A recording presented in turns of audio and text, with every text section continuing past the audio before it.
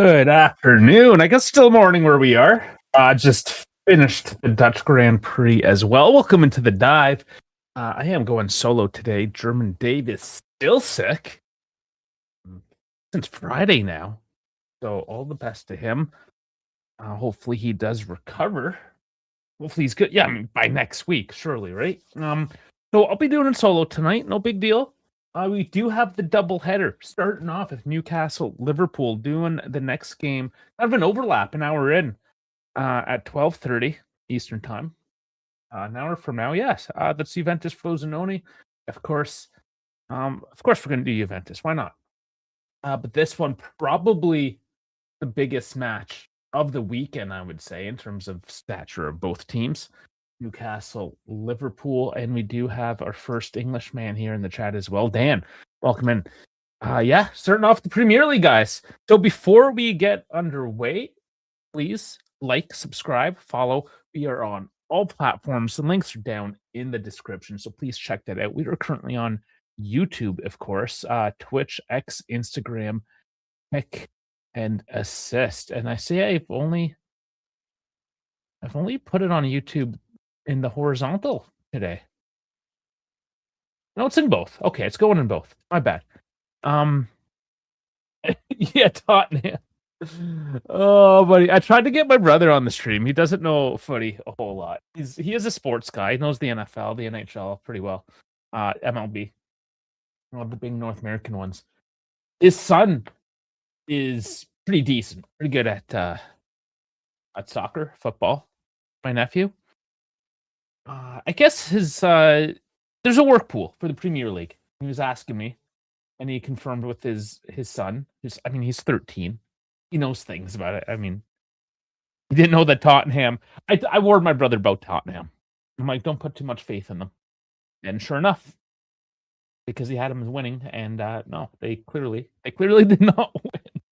So, man, yeah, and Man United too. That was the message I sent him yesterday. Is like, so what did we learn about Man U and Tottenham?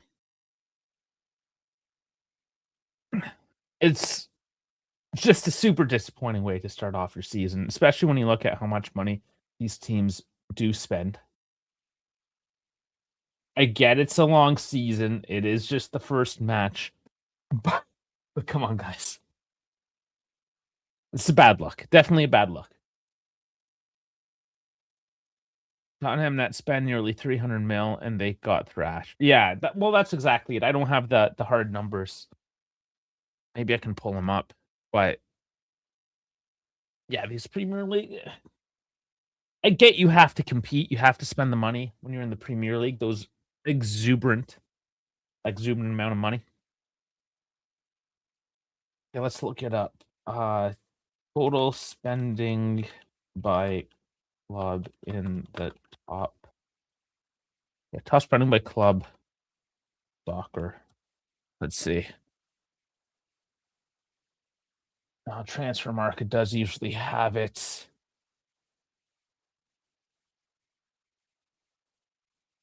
Okay, well, I mean, they do show everything. This may be something to get into halftime a bit more. You know what? Let's pop it up. Let's pop it up quickly before the game starts.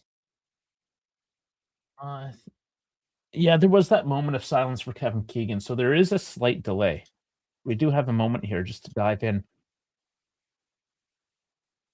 So Tottenham in second. We're talking about the world here, right? Second overall.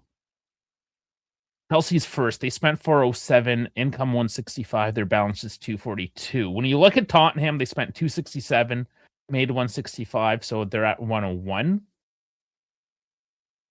Like, man, even Juventus, I don't know. I still don't know. I'm waiting to see how Juventus spent all that money this year. How Milan spent all that money this year. How Ipswich Town spent that much money this year. And we do have a kickoff, so just a little food for thought there anyways.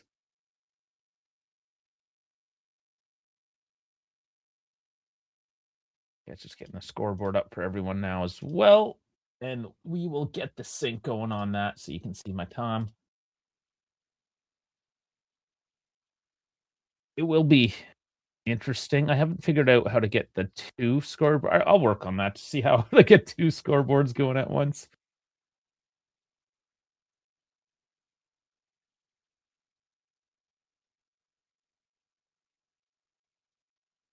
And we have the sync going now. So the scoreboard is up there 50 seconds. I played like a pub team. Yeah. I love how you guys have pub teams over there, though. That's a culture we don't have over here for, or even sports. Like we'll have our teams, then maybe go to the bar afterwards, but we don't have like the pub team per se.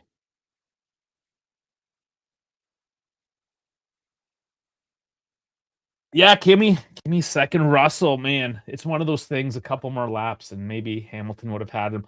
Ferrari strategy, maybe not 100% today. But yeah, Kimmy doing well to make up spots. Dutch Grand Prix. There's a reason why we're not Liverpool big block. There's a reason why the Dutch Grand Prix. Well, among other things, I mean, money.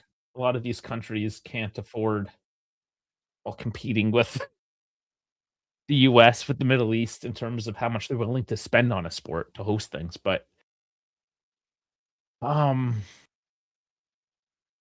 it's a cool old school track, Zandvoort. But for modern F1, it's not great.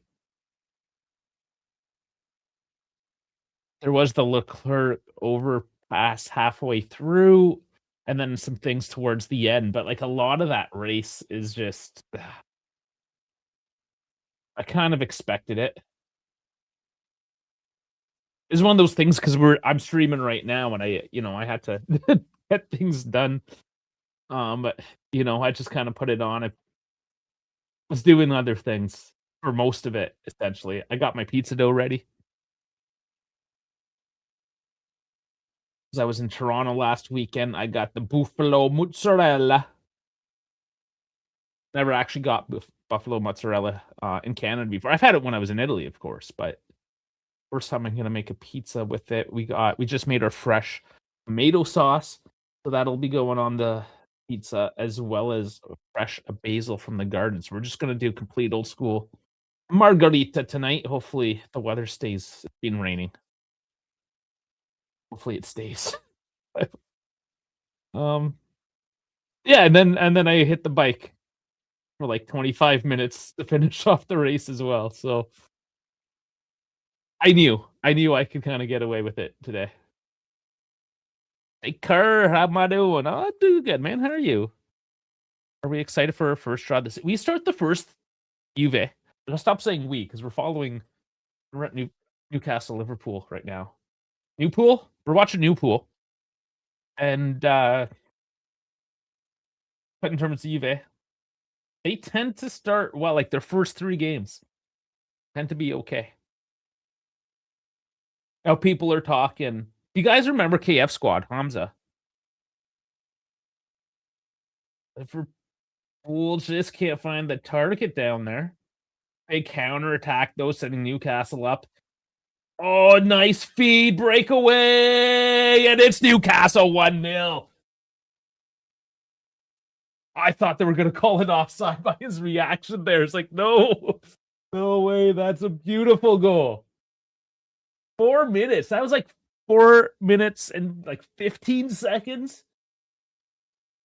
Liverpool, sloppy pass into the box. They committed forward. That pass picked up and just sent forward. Beautiful through pass. Look at it again here. Yeah, just passing to nobody but Newcastle.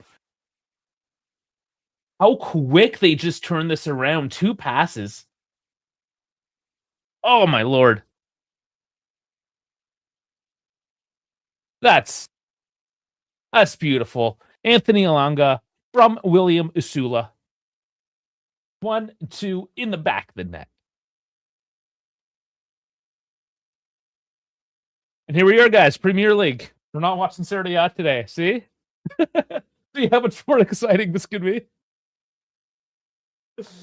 Oh boy.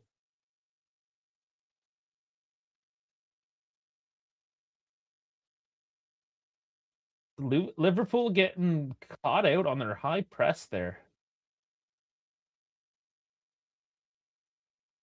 It was just lazy, right? Those little mistakes. That was just beautiful by Newcastle to jump on that and see the route, not wasting any times with it. You can't really ask for much more. That's a great way to start your season. Um, you Louis lover saying hi a whole bunch. Um, well, I'm not gonna be a dick about it. What team do you support? I mean, if you just look in the background, it's nothing but Juve. So this is the first season, guys. For everyone that's coming in to watch Liverpool, Newcastle, we have traditionally been a Juventus channel, Serie A channel. We had tons of fun, and we've been talking about this for a couple seasons now to branch out. But this past summer at the World Cup, we had tons of fun just watching everyone, watching our own teams as well, of course. But then just being a neutral and just trying to enjoy the sport for what the sport is instead of just going on this emotional roller coaster constantly with your own team, which we're gonna cover. I mean, there's Juve starts in 50 minutes, right? So I'll have both screens going. We're gonna cover both games. It'll be fun to maybe see how confused I get following which black and white striped team at the same time. I guess I can just base it off who the away team is. But already, like with 4 minutes in, this is already fun. Is that a foul? Oh yeah, I guess his arm was up a little bit there. Burns on Verts. We like hockey. I do like hockey. That's not a lie. The only big sport I'm not really into is the NFL. And decent delivery for Liverpool goes over. I used to watch the NBA. I just can't stand it these days. I don't hate basketball. I just hate the NBA. But I mean, outside of not really caring about the NBA, not really getting into the NFL, man.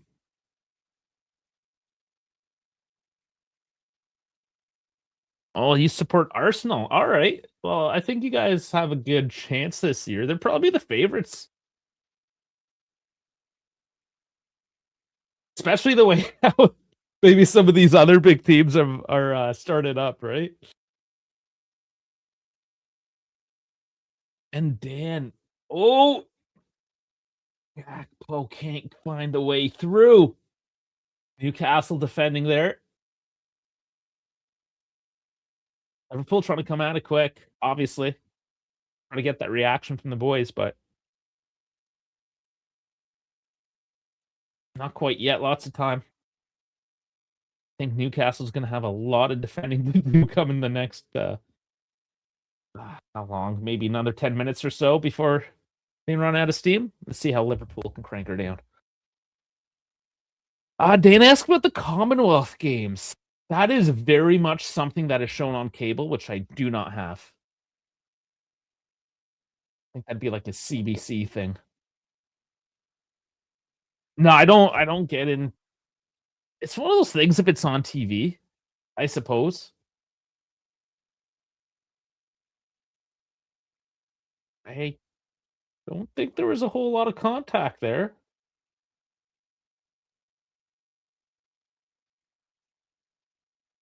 Perkins, I think, is maybe playing it up a little bit. Ball over the top. No, he just kind of goes down. Was there a little kick after the play, maybe? Oh, their legs were just yeah, no. No. I don't like that, man. Kirk is your bitch. Their legs were locked up when they went down together. and then he couldn't run away, so he just held his head trying to draw the penalty out. Which, I mean, they got the ball. Just shit ass play.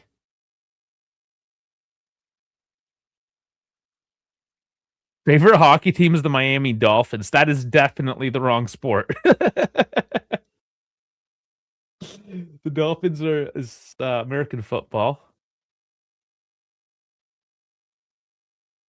So, I mean, not really Miami. I guess close to Miami is the Florida Panthers. They're from Sunrise, Florida. And then you have the Tampa Bay Lightning, which Tampa is nowhere close to Miami. So I don't know if you're trolling me or what's going on there. Now, my next question for Louis Lover,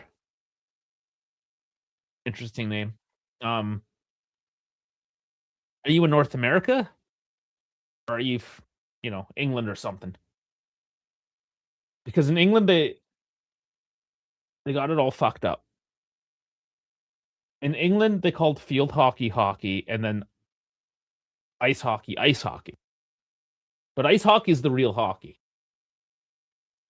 If you say hockey, it's the ice hockey. And then there's field hockey. And the way I know that ice hockey is the real hockey is because in North America, men don't play field hockey. It's something that they do. And I'll just say it, they're mostly dykes. They're lesbians, whatever. Not to hate against, but it's like it's for high school lesbians, field hockey. So air hockey. Air hockey is amazing. Well, air hockey is like the equivalent of like foosball or jatoni, whatever you want to call it. I do prefer foosball over air hockey, but air hockey is like tons of fun if you're at the arcade or like the movie theater or wherever. Air hockey's a blast. It's just it's chaos. It's nothing but chaos. Whereas if you're playing against like legit people in foosball, it can be a lot more of a slower pace. Like the ball control in foosball is actually kind of insane. Whereas air hockey, no, it's just always chaos. Shitty players, good players. It's nuts. Love it.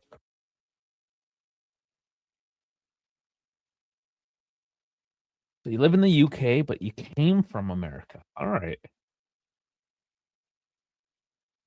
Left the motherland.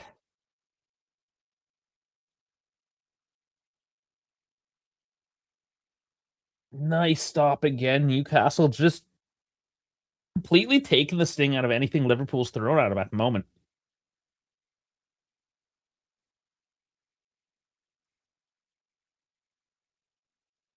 Yeah, let's talk about Newcastle's jerseys here for a bit because they went with the barcode this year.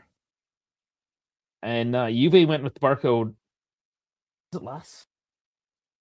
Yeah, it was last season. I had to look. I had to look behind me. Do you miss the sun? Yeah, there's not much sun in England. Well, maybe he was from Seattle. I don't know, P. Louise, where are you coming from in America?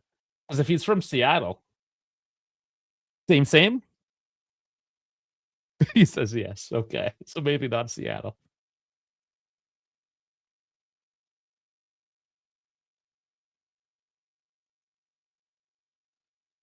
Newcastle collecting again in the midfield, over the top. It's too far.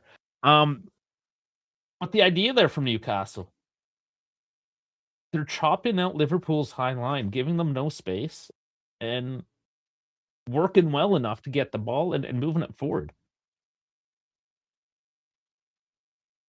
Liverpool's going to have to maybe look at this game a little bit differently.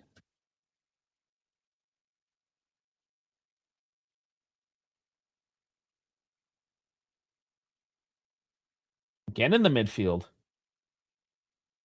Florida. Okay, well, that makes sense with the Miami take, but you should have known that the Miami Dolphins was the NFL and not hockey, no?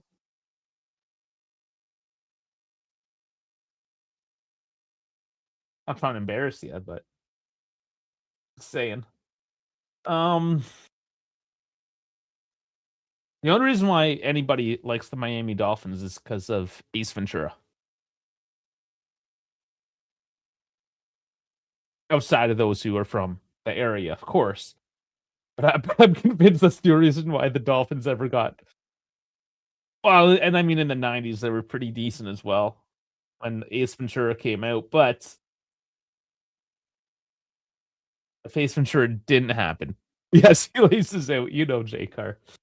Yeah, if that movie didn't happen, I'm convinced the Dolphins wouldn't be anywhere close to as popular as they and not to say they're super popular these days, but back when that movie came out,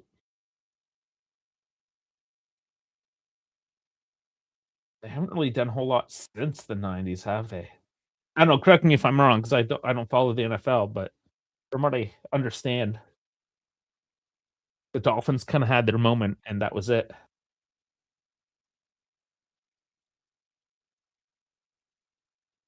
Kinda like the Cowboys. They were big back then too, the 49ers. None of them have really performed, man, 30 years ago. It's kinda like Man United. Mind you, they were dominant '90s into the 2000s, so not even oh, that was saved off the line, bobbled by the defender, and Liverpool should have had that one tied up. Working it down in the corner, nice cross into the box. Just sloppy defending, leaves a loose ball. Yeah, nice dive. That was a nice dive by Hornacek, getting his hands on there. Liverpool on the corner. No, they wasted that one.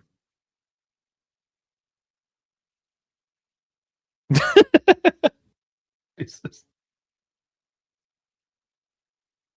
Yeah, I don't think he was actually hiding it there in the movie.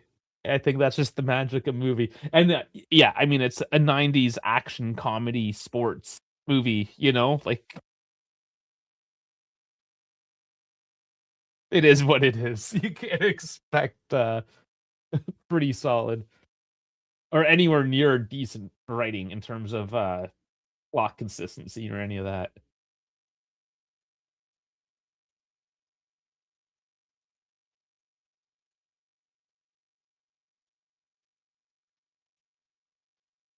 Where's Primo? I know he likes to make that joke.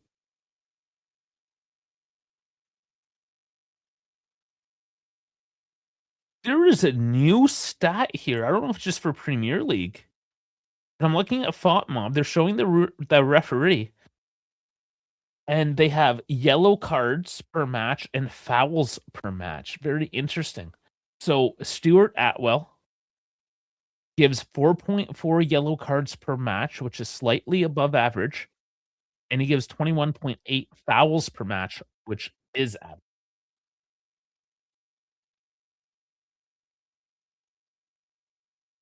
Liverpool are running into each other. Oh my lord. Liverpool just look disjointed right now. They can't put things together. It's Kirk is again. Maybe if you got rid of that top knot, perhaps you wouldn't lie into your own player like that. Or hold your head when your legs get trapped. I'm not liking this Kirkus guy. I'm already hating on players, guys. Um, he's got normal hair in his profile picture. Why are you going to ruin it for? 22-year-old from Hungary. Did he come? Searching him up. Perquez.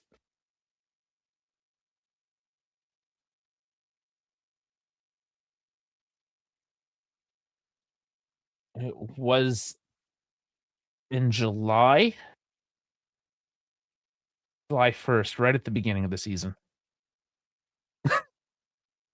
Okay, Jagar, now you're giving me jewels. I've never had jewels until Friday night, and now I'm getting jewels. Thank you very much. And he just says Putin. Putin. Not poutine, by the way. Unless you're super English. It's just Putin.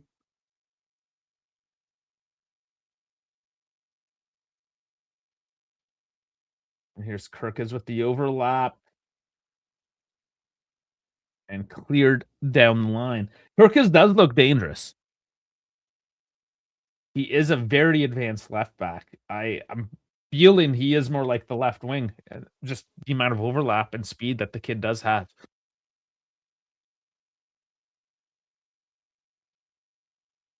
He's done a bit of crying.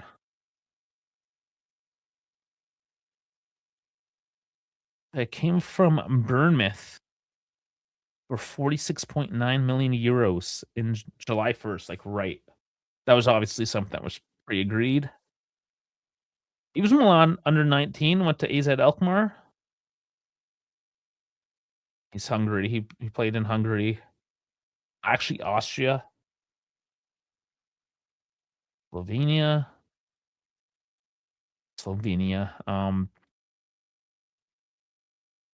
Serbia, the other S. Sorry, the other Balkan. I saw it. Oh, hold on. I'll look at your comments. Not good by Newcastle. I saw it there, and Uncle Ert was going to take all my jewels, so I picked Poutine instead. Okay. But does it charge you more for more letters? Is that how it works?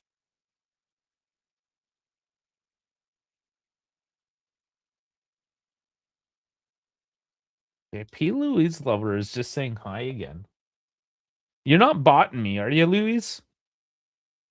It is a bot type name. I don't want to believe you're a bot though. But bots will just randomly say hi like that. And then screw up. Well, and call the Miami Dolphins an NHL team, so I don't know, man.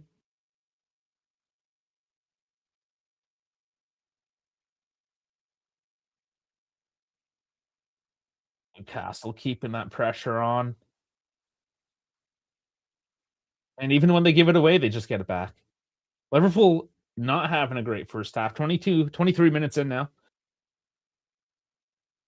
That's not a great start on Liverpool. I mean, when you look at the team lineups, they are away from home. You got to put that into account here. Gravenberch down.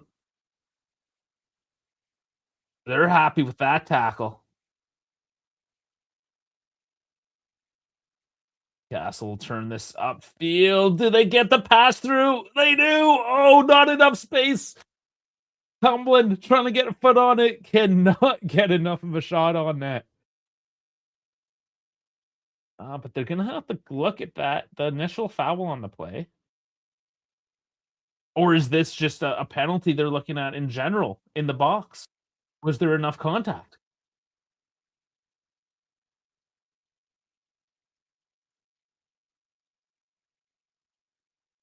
I don't know, man. Yeah, it has been cleared. Okay. Yeah, that would have been soft.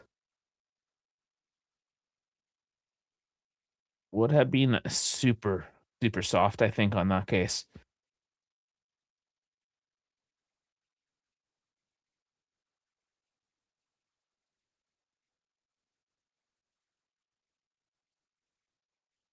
Also of note,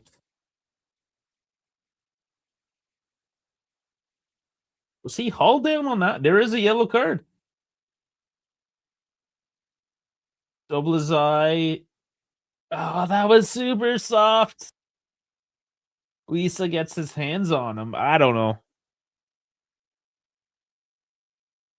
I didn't think there was a whole lot in that one.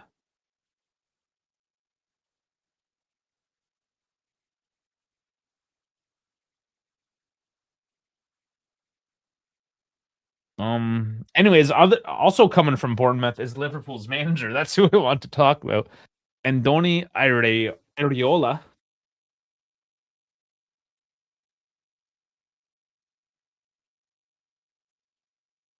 The new coach has it's gonna take a few games, you can only expect.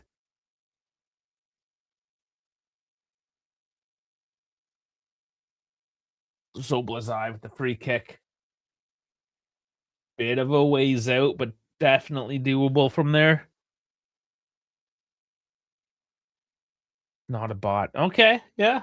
Thing's not a bot. Right to the wall. It's like stickers, they all cost different amounts of jewels. See, I've never really played with stickers or jewels or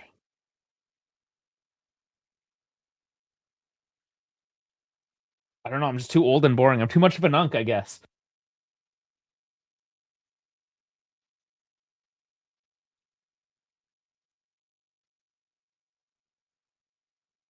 Liverpool wins the throw on that one. Newcastle trying to push it down on the left side.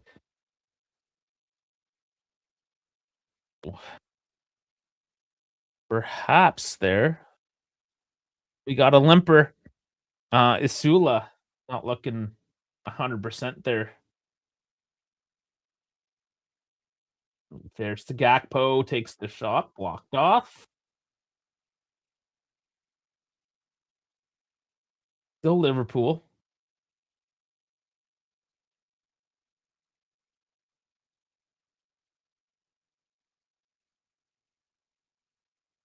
Delivered into the box. Can Liverpool get something here? They're fighting for it. Newcastle stronger.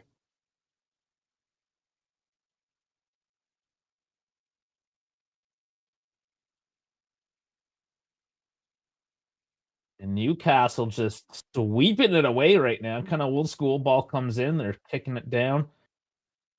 Liverpool not being able to break them down. Newcastle formed up fairly centrally right now. They're both on a 4-2-3-1. I didn't even talk about their formations, but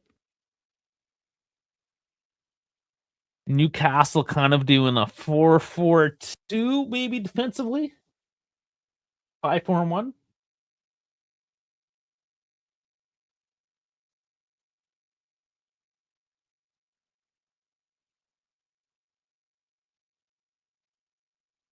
Definitely clogging up the center. Liverpool trying to work it wide, but and Newcastle does well to mark that area off and then tuck back in. Um, all having a bit of a game. He's at 6.8, but he's been involved. 6.8 is not horrible this point of the game.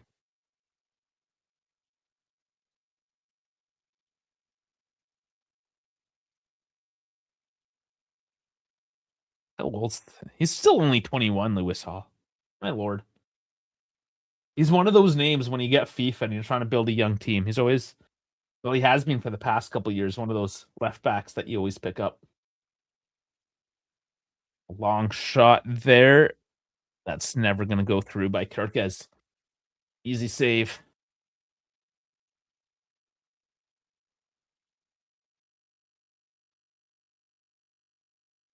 Shots. 3-8 for Liverpool. 1-2 on target. Newcastle obviously making that early shot count. Kirkes. Is he going to get a yellow? He's going to the pocket. Yes, he is. That should hopefully quiet him down a little bit.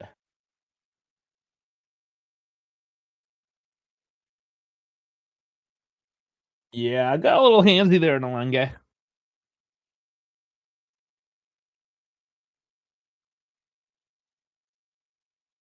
Feel like the ref is just kind of getting fed up with Kirkes' antics as well. Nice pass into Barnes. He gets tripped up. There's a foul in a decent spot. And another yellow. Wow, this guy is tossing out the yellows. He was said to be above average.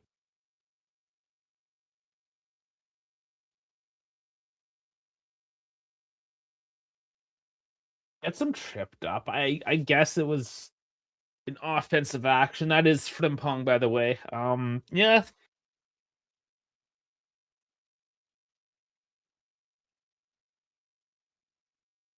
I don't know if I would have thrown a yellow out on it, but here we are, Newcastle with another chance. Just outside the top of the box.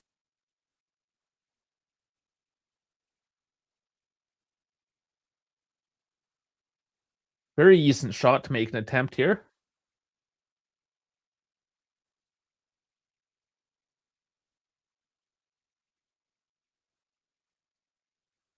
Nelson's got the wall set up. Coming in pretty much up the pipe.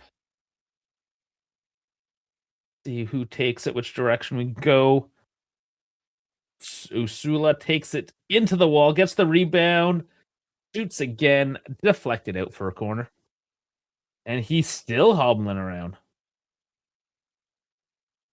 Gonna try to make it to the half, it seems. Yeah, there are substitutions getting warmed up. Well, Voltemade. I recognize that mustache anywhere.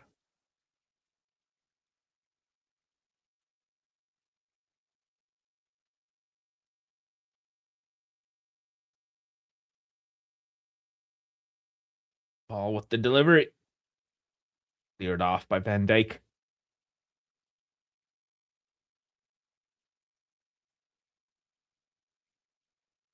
"32 minutes in. It's been a pretty fluid half so far. And now Liverpool, could they get this moving forward? They get it too wide and slow down, and Newcastle flooding back in numbers. Yeah, Liverpool's got to do better on the pass on the transition there. Newcastle has just been so much faster.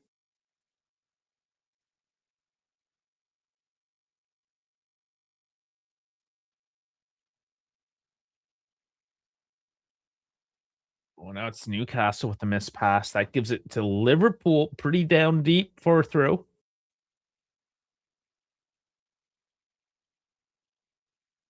That's cheap. Cheap turnover at the end of the day. Let's hope they get away with it. Play on the line, and it goes for a goal kick.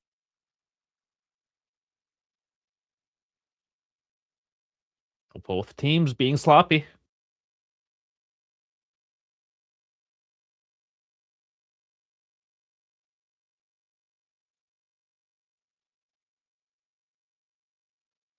Or was it new season nerves, lack of fitness? Liverpool trying to press high here as Newcastle plays it short, can't get out of their zone. All stripped of it now. Oh, and there is the foul. That's another yellow card. Man, this they're all over the place. It's Miley this time. On Gravenberch. Yeah, gets his foot. Totally misses the ball. It was late.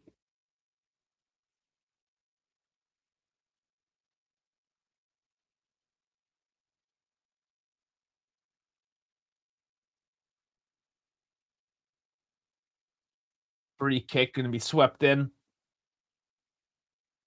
Headed off the line. Marquez gets it though, and it's been fairly dynamic. He gets walked out there. He's getting amped up on that challenge. He is at number 9. I guess I guess you get pretty excited when you make those.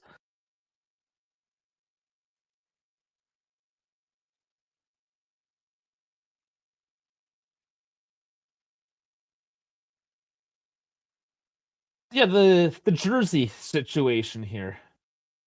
Going to Juve's last year, barcode. Newcastle's barcode. Are they both ugly? Does anybody like the style? The blue stripe on the shoulder for Newcastle too is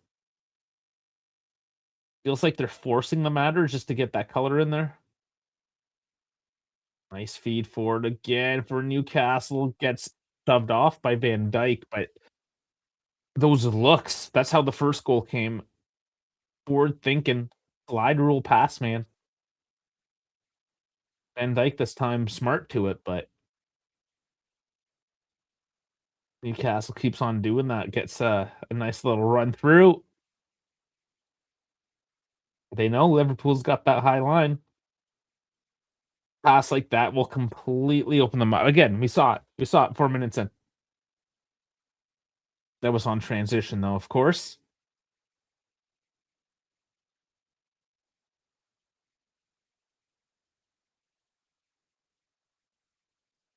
I'm looking. Just looking at the Juve barcode from last year behind me and what Newcastle has in front of me.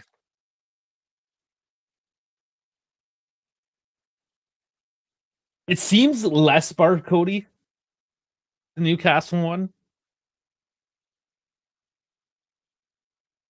It's an even pattern, or nothing on the Juve one is. Yeah, it's all over the place. It looks a lot. The Juve one look more like a. I guess what I'm trying to say is I like the Newcastle version of it better.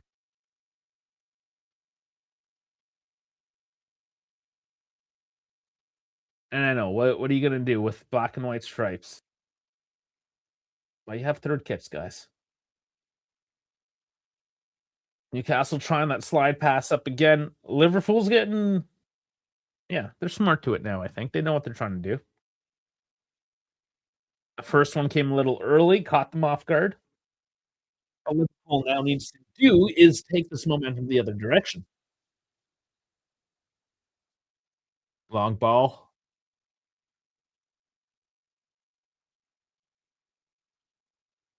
They win it through the midfield, and they do get the pass in here on the edge of the box. Can't find their man again. Crosses passing in the box is not being on point, but Liverpool still has it. They just need to build on this at the moment. Cross in, can't find a man, out for a corner. And that's what Liverpool needs to continue to do. Just get those balls forward, get things moving the other direction.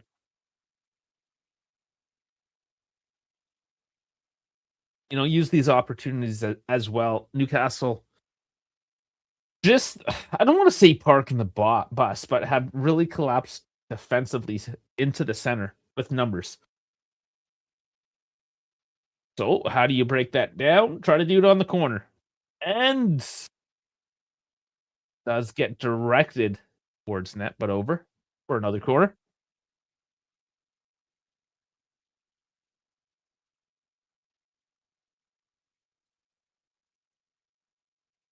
It looks like he took it off the chin. Would have been Botman in the face. Double his eye for another one. Didn't get past the first man.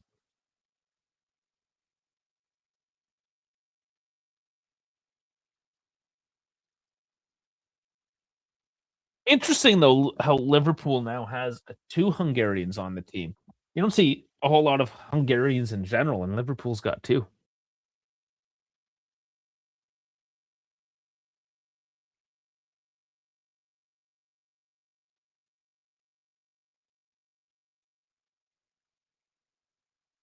Wisa's got a bit of space to run into.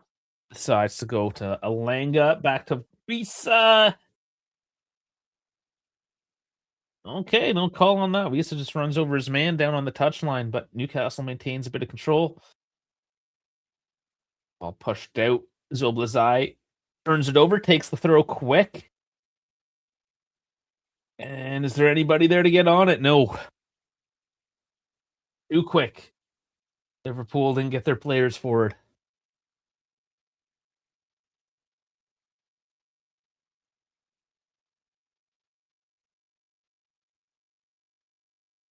Just doing a time check.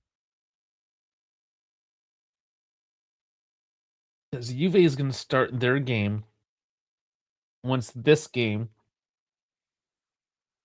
maybe a couple minutes later, but we'll start their second half. Gravenberch going from downtown, can't find the way through. Again, Newcastle just keeping it tight. And Vidic doing well to get a goal kick, just mashing it off of who was a Gakpo.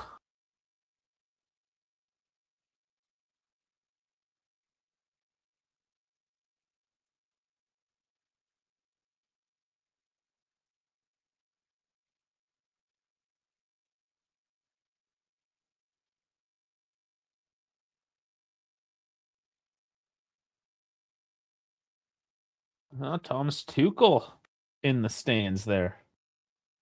Man, he looks douchey.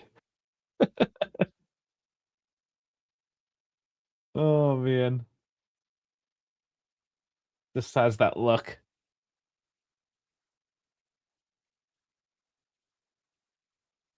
Yeah, I guess why not? This is the biggest Prem game at the very least, probably the biggest game in the weekend. Why wouldn't the England coach show up and take a look?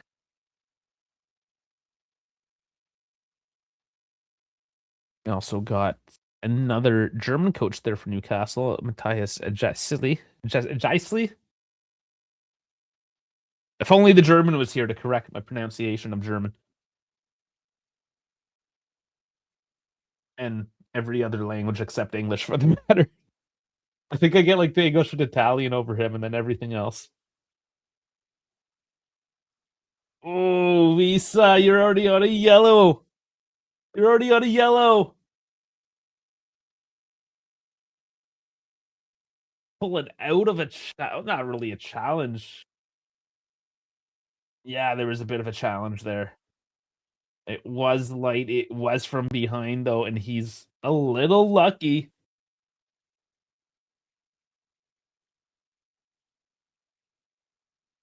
Yeah, that would have been a mess. Newcastle would have just had to do like a 5-4-0 for the rest of the game. And just a free kick. Alanga taken down from behind. Was it shoulder to shoulder? What they're claiming. Gakpo just claiming that. Maybe so. Maybe so.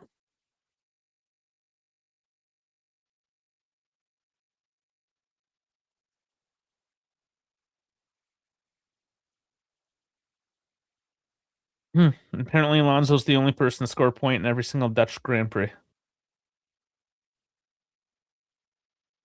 That's what my phone gets updated with. And I never figured this out. I guess I can show you. I went on Instagram. Romeo Gresti's, I guess, what do you call it? It's just instant messaging group. He just has please. It just says please. That was this morning. Like, what does that mean? Why is he being so cryptic?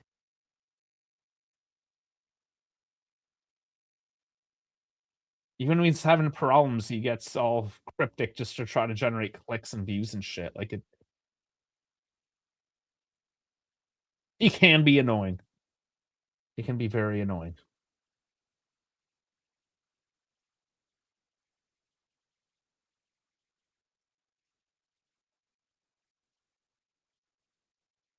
Lisa here.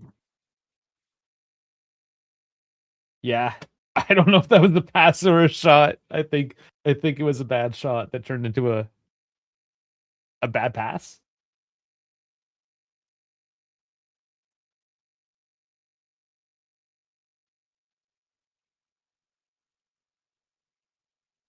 Um, a lot of booing from the Liverpool fans, and then a cheer once they got the free kick. But is it? Or no, it's Chow. Sorry, that went down there. Ooh, why would they have been booing? I wonder.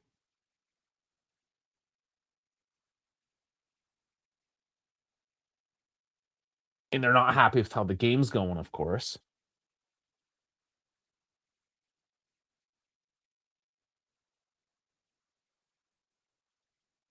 45th minute, and we have only an extra minute. Oh, he's grabbing his ass there. Buttman's holding his butt, man. Is that unk enough for you, J Car? Dad joke. Dad joking it pretty hard there. Buttman's holding his butt, man.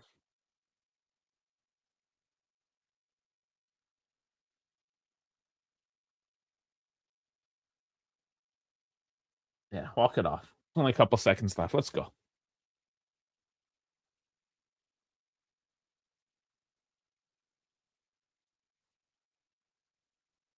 Only a minute. There was a goal in there. There was a few yellow cards. How many yellows? 1, 2 for Newcastle and 2 for Liverpool. So 4 yellow cards.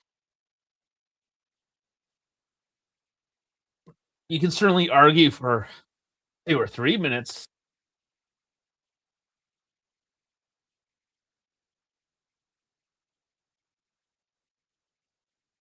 A little shaky. I know that was the best joke, but the opportunity presented itself. You take what you get sometimes, right?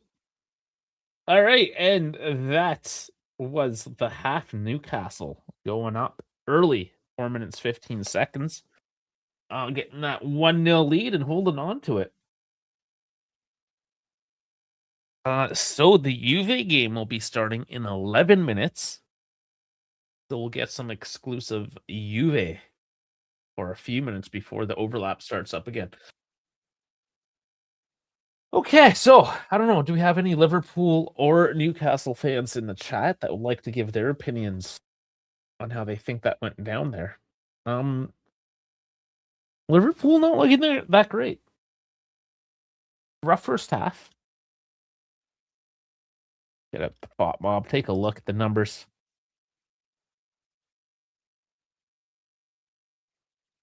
Yeah, Sula gets 7.2 for the goal.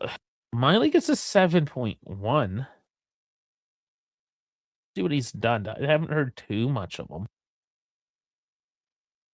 Passing at 81%. Dribbling, long balls. Defensive contributions, 8. Yeah, I guess that counts for something. Ground duels, 3 for 4. Aerial, 2 for 3. So he's had a decent game, yeah. And Alanga working the right flank, getting the assist. He's had a pretty decent half, I think. Who is of note on Liverpool? Nobody. Which sounds about right. Nobody from Liverpool really stood out at all in that second half. I mean, Van Dijk, Jacques. Is he French? Do I say Jacques or Jacket? Yeah, he's French. Jacques. I mean, they did, other than that first goal, they did their job. They started reading the game a lot better. That first, when we're looking at the replay here, Kirk is losing his man. Van Dijk isn't going to push out wide because he's the center back, nor does he really have the speed. Their high line got caught out. It really came down to that one moment.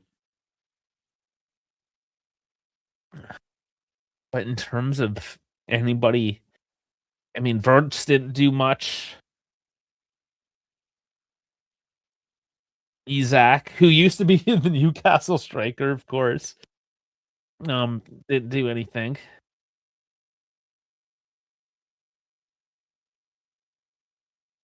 Yeah, man, Liverpool needs to just have a completely different second half here. And Andoni Areola, well, you're coaching a big ass team here. It's time to step the fuck up and start coaching Liverpool, because they need a fire put underneath their ass. They need to play. As a Liverpool fan, I would have been super frustrated. Newcastle, I mean, oh, excuse me. Oh, man. Sorry, I didn't get to the mute button in time. That sneeze came out of nowhere. Oh, my apologies. I'm gonna have to take a break to blow my nose, I think. 12:22. Okay. You got a couple minutes. When we look at the numbers, 54% for Liverpool. I mean, whatever. XG 0.25 to 0.41. Meh. Shots 6 to 9. On target 1 to 2. Touches in box 5 to 12. Big chances 1 to 0. Missed 0 to 0. Of course, the goal. Passing 128 at 76. 145 at 79. That's telling. The passing has been messy through the midfield. Both at 2 yellow cards and corners 2 to 4. Honestly, Liverpool just hasn't done anything with their possession. They give the ball away a lot. You look again, 120 at 76, 145 at 79 for passing. Not good enough. Guys, I have to blow my nose. I'm sorry. I'll take a pee break while I'm at it too. I'll be back in a couple minutes. I mean, we got to get ready for that Juve game. I got to double head it, right? We're going to double head in a minute. Oh, my dog's getting up too. All right, give me a minute, guys.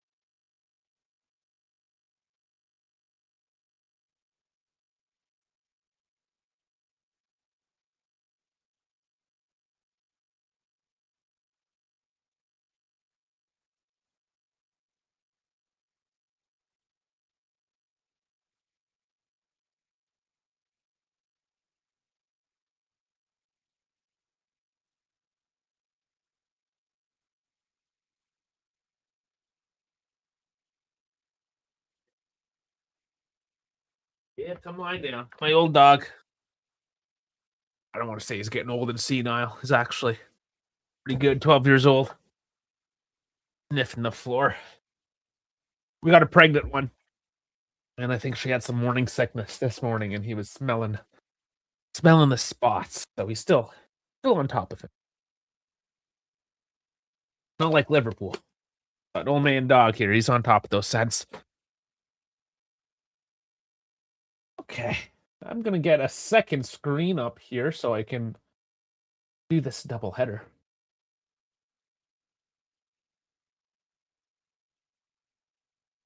Let me just do I forgot to go live on Instagram. I always forget to do that. Instagram, you got to click it manually. It's a bit of a pain. Definitely a pain in the dick. Okay. Sorry. Second match. Pop Mob, not Pop Mob. Fubo. We're going to Fubo. What do you guys watch? Paramount Plus in the States? I'm assuming. Actually, let's go to the go back to Fop Mob. Check in on those other games while we're at it, right? Okay, let's go back to matches. Wow, Brighton 4-0 against Aston Villa. There's another team that's disappointing there. Let's see, they got the red card in the 40th minute. Oh, that's a bad game. Lindelof own goal at the 8th. The Kuipert at the 18th. Inchelwood at the 30th and the 31st. And then Gomez gets a red card in the 40th. Wow, Villa. And look at the colors too. The bright blue and the pink. Yeah, Paramount Plus. Is that for the Premier League too, or is that just Italy? It does a package everything. Yeah, so City taking Bournemouth 2-1. Guehi and Vardiol in the 91st. Oh, both late. So Bournemouth with Tavernier in the 26th. Yeah, look at the momentum. Just got their moment and parked the bus is what I'm going to assume. XG 2.36 to 0.63. Yeah. City just slowly breaking them down in the last 5 minutes, putting them away. Premier League is on the NBC. Now, is that cable? Do you get it if you have Peacock? Is it one of those messes of streaming services that you have to go through? All right, into Spain. So far, it's just Atleti versus Villarreal with Atleti up 1. And yeah, nothing in Italy yet. France, do we care? Do we care about France? Actually, let's look at yesterday. Yesterday's scores are pretty wild there. Hull beating United 2-0. Like, what's going on there? Everton beating Palace 2-0. Ipswich 2-1 over Sunderland. Okay. Nottingham 0-1 to Leeds. Sure. But then there's Brentford 3-0 to Tottenham. Is like, wow. You know? And then big game yesterday for Inter to start off the season. They're already looking scary. 4-1 over Monza. Monza didn't show up, though. They did not look good at all yesterday. Almost saving the point yesterday, so they're in a bit of a defense. Como's going to be an interesting to watch this year, right? Because they've never played in Europe, and now it's all the way to the top, the Champions League. We'll see. We'll see what they can do. Dropping points in their first game away to Udinese. I mean, Udinese is not a super strong team, right? Napoli taking it late over Genoa. That was not a penalty. That was good to go. They're whining about it. No, that would have been soft if it was a penalty. And Max Allegri keeping it late. Let's see. The first goal went in at the 82nd and then at the 87th. So your Allegri ball there. And then anything there in France. Yeah, that big 5-2 lens over at Auxerre yesterday. So a couple big games start off the season. Spain's already on their second week. Where's Germany? Germany start next week? Yeah, Germany's got to be different, don't they? Anyways, that's the update. And we are at 12:30, so still not underway in Italy. They're taking pictures still.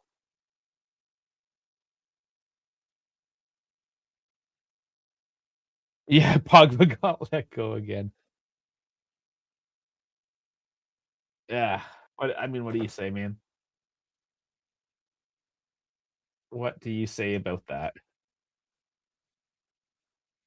It's super unfortunate, that's for sure. Oh, shit. The fourth well, he's the fourth official, Mariani. He should always be the fourth official and put in his place.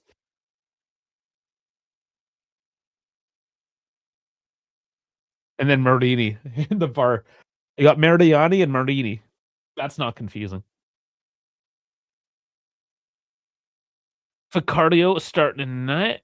Kalulu, Bremer, Kelly, Chelik in a back four. Locatelli, Douglas Luiz in a pivot. Conceição, McKennie, Yildiz up top with Carlo Muani as the striker. I guess I can just show that as well. Then it's just the scores. Here we go. So it is a 4-2-3-1. Ficardio getting his nod. First game with Juve. At least Chelik played all the preseason. Luiz back in the lineup. I'll be watching him, see how he progresses. And then you're against the Frosinone 4-3-3. Parmesani and net Barcaglia, Monterisi, Carlavani, and Cittadini in a back four. Midfielder Schmid, Calot, and Kicella. Up top, Vernazzi, sorry. Raimondo and Fini. Frosinone.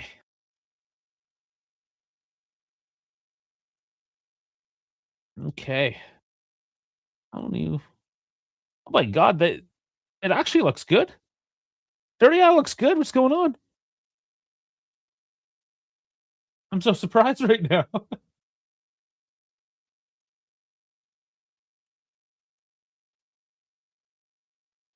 Okay, let's move some windows around so this is easier for me to watch.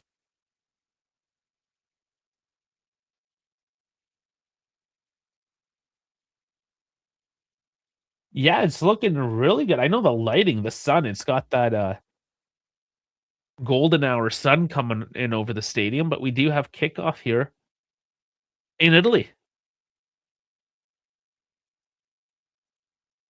Oh, Colo early.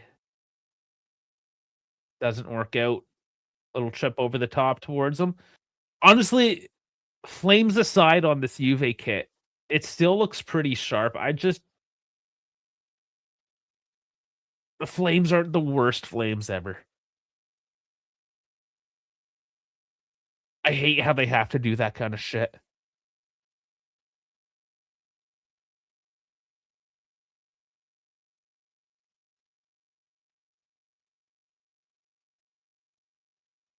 Newcastle Liverpool is about to start as well.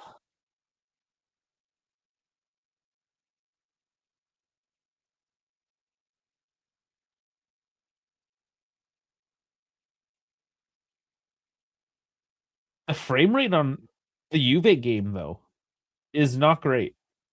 I don't know if it's 'cause it's the second screen I popped up.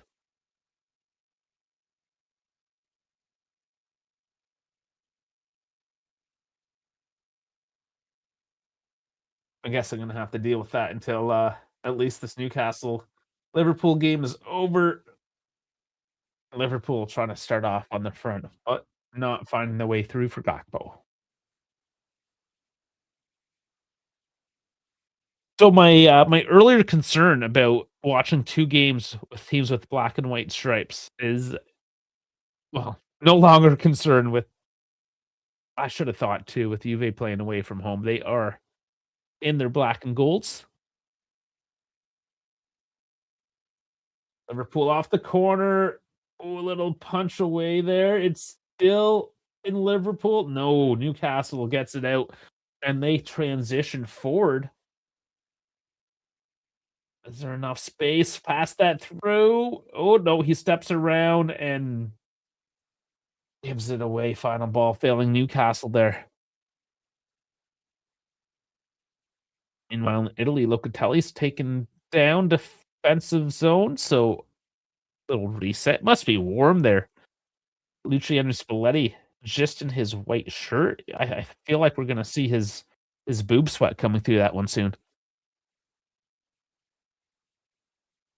So you bought this black kit, eh? What's your feeling on the Flames? I have seen it in person, mind you.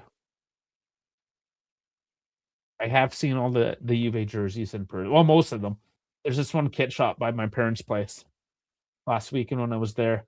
Oh, nice feed here, Usula. Oh, you got to put that on net, buddy. Got to put that on net.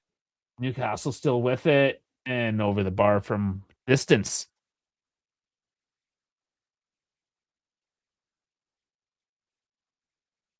Barca, okay, we're watching the Premier and Serie A, and we're going to La Liga now.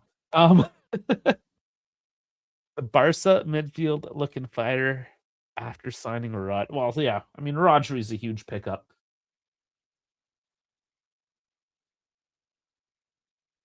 Frosinone with the chance delivery into the box goes high, but a bit of a scare early for Juve. Who got taken down? Was that Kelly? Camera's moving all over the place. I could and catch who didn't mark his man there. It wasn't Bremer, but it was the tall black guy. Or was it Dougie? I can't tell.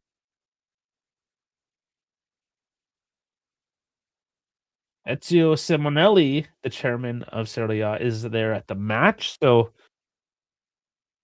both matches having we got some VIPs show up for the opening. No real big matches in Italy this weekend. Most of the leagues starting it off kind of slow.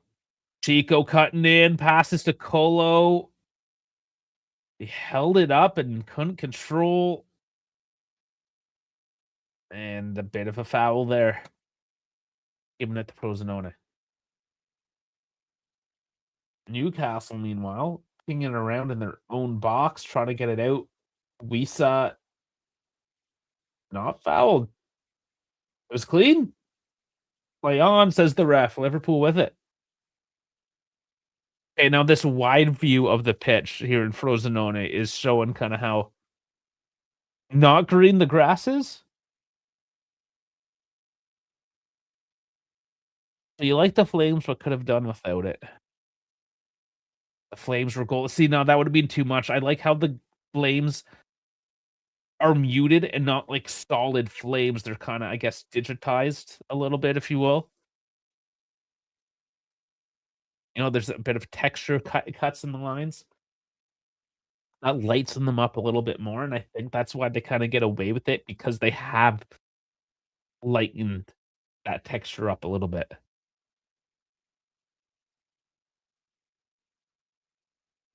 I just think flames were kind of cheesy, very kind of childish. And then, man, like, and that's the thing. They appeal, especially Adidas. They appeal so much to Gen Z, and Gen Alpha.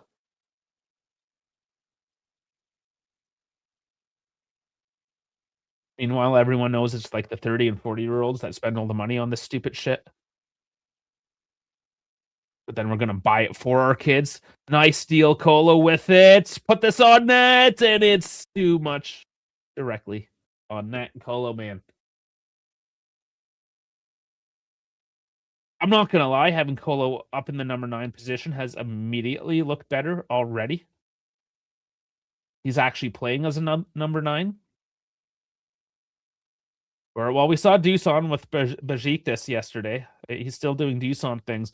And David, too much of a secondary striker, coming back deep. Here's Colo again, dribbling it in, gets Chico out wide, and Chico puts it way too wide. I don't even know if there was deflection on that, but the transition for Juve is actually looking really good right now. If only Chico had a right foot. There was a deflection, but it should go to the corner.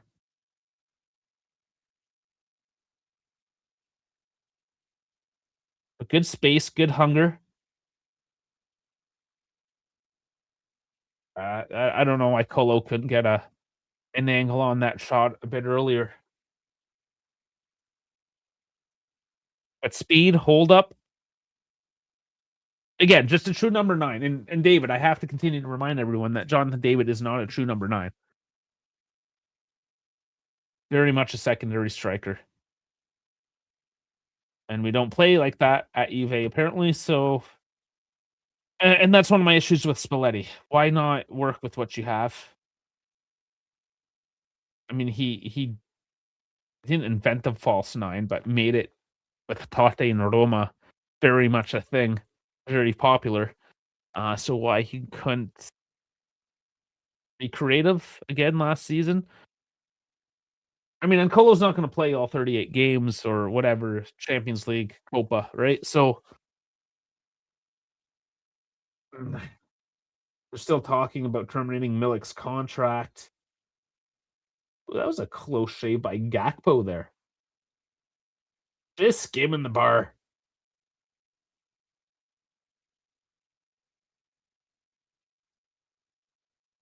Osherman just got moved on though, didn't he? I don't have it. Let me at least get the Liverpool scoreboard up.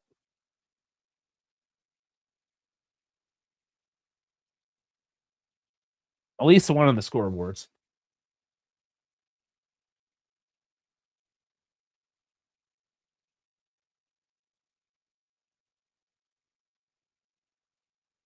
And I'll have to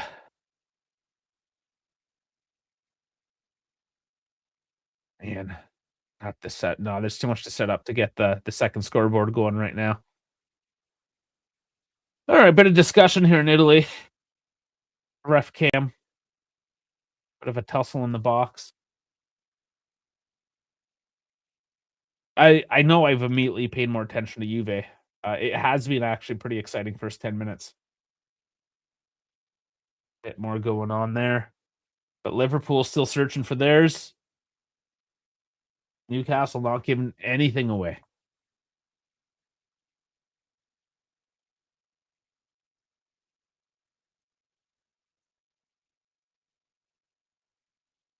Yeah, David is a little bit more heavy on the ball. Oh, and Liverpool does get it.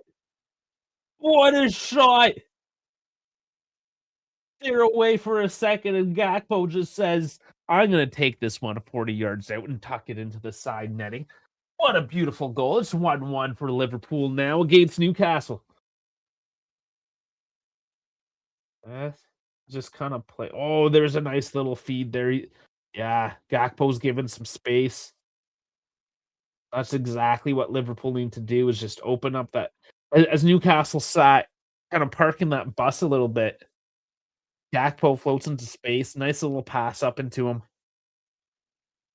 Nothing but time to direct that. Perfect shot.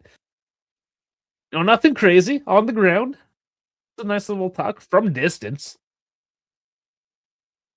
I wouldn't call it a screamer by any sense, but just a nice, hard, low, perfectly placed shot.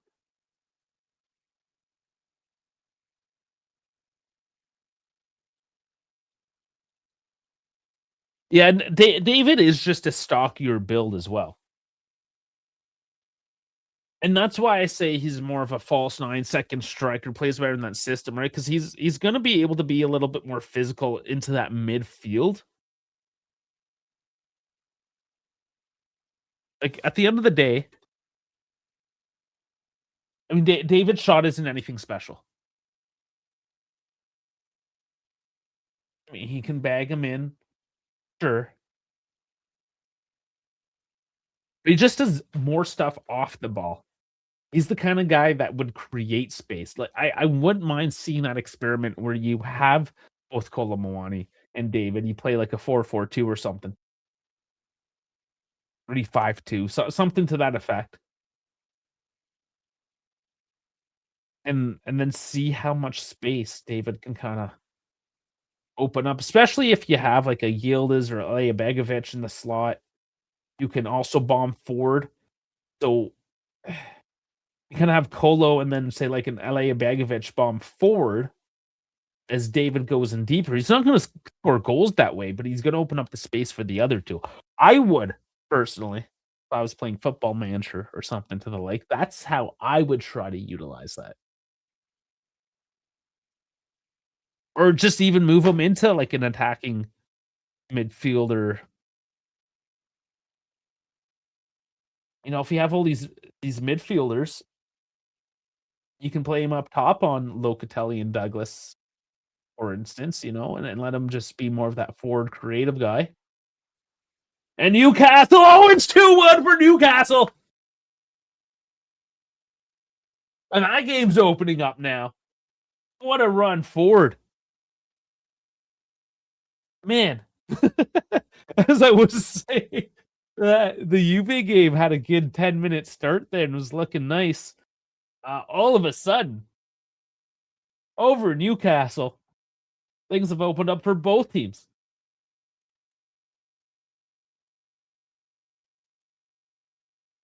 I've got way too many screens going on here. Let me sort my shit out. It is Wisa on the score sheet once again. Yeah, it's just same as the first goal. Bad pass for Liverpool on the attack, turns it over, and it's just a run forward, couple passes, and another perfectly placed shot, this time for Wisa. Good on him too to control that ball. That ball came a little late. Had to slow that down, slow his run down and trap it behind himself. Got it back onto his forward foot and tucked it. That was excellent control by Wisa.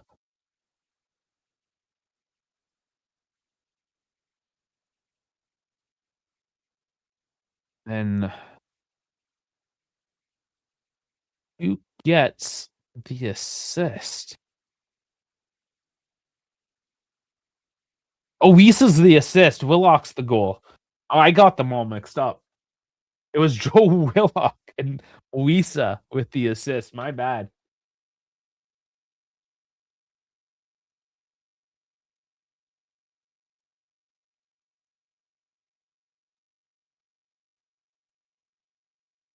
And that comes off heavy Liverpool momentum.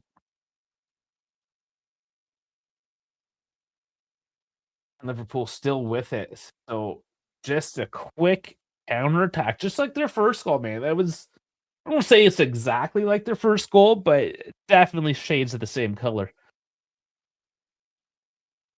Chico, meanwhile, centering cannot find Colo.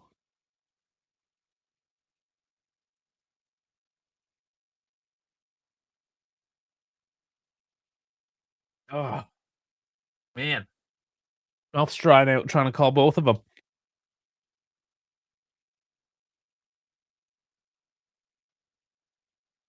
Liverpool tried too hard on that one. Gakpo doesn't keep her down. A corner coming for Juve.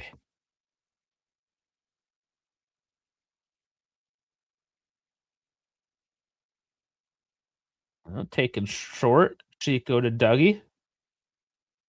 Dougie scoops it up to the top to Loca. And they're playing just down low on the right currently. And Dougie curls it in. Ball in, and it goes wide. Ah. Bremer can't direct it into the back of the net. Nice scoop in by Dougie, though.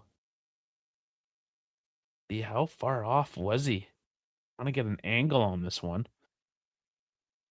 Bremer towering.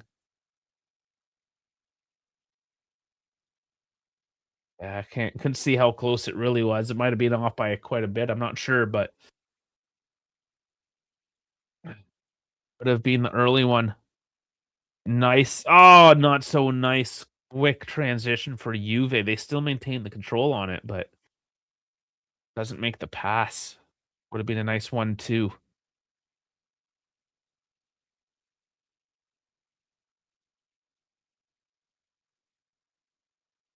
And Juve looking pretty decent, light-footed, more creative. Like Dougie does add creativity, and that's one thing we have known is that Juve have not had a creative midfielder since Pjanic, and that's been what's been like 7 years now.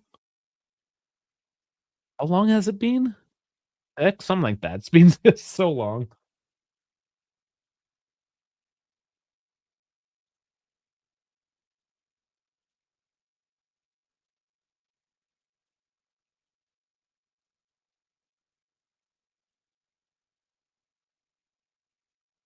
Meanwhile, Liverpool still trying to work it defensively as it's Newcastle. Just not letting up at the moment. Playing into Liverpool's hand. Like Liverpool has the better numbers, and they do make some substitutions now. Finally. You have Florian Wirtz coming off for Alexis McAllister.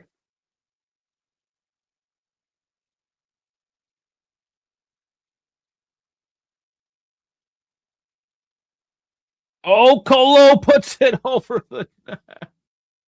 Oh, my lord, Colo. That was a swing and a miss. Off the corner from Dougie.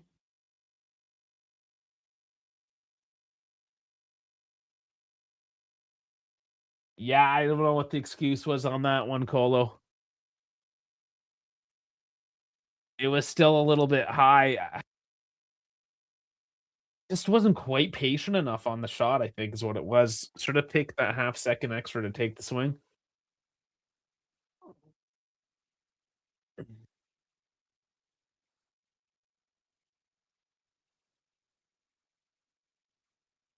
Dougie walking up. McKennie has to scramble to maintain the control. Not a great pass. And has been turned over. Frosinone can go the other way with it.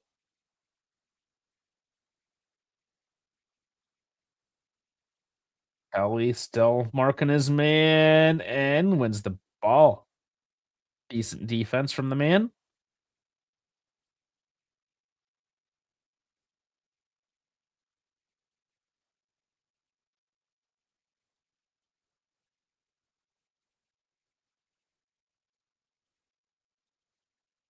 Man, that is I don't know if it's just how they And you could see that. I'm just talking here about Vicario and how lime green his kit looks, or maybe just the grass is that brown, but it looks like, the camera's washing out his kit a little bit. That is a long ball. Chico trying to bulldog it, can't get to it. Keeping the defense honest at the very least.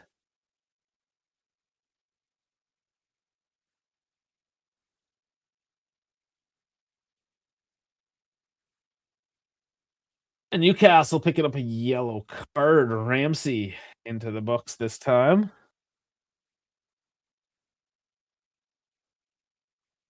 And there's going to be a free kick from downtown for Liverpool, but they're going to have to start making these ones count as they still trail by one.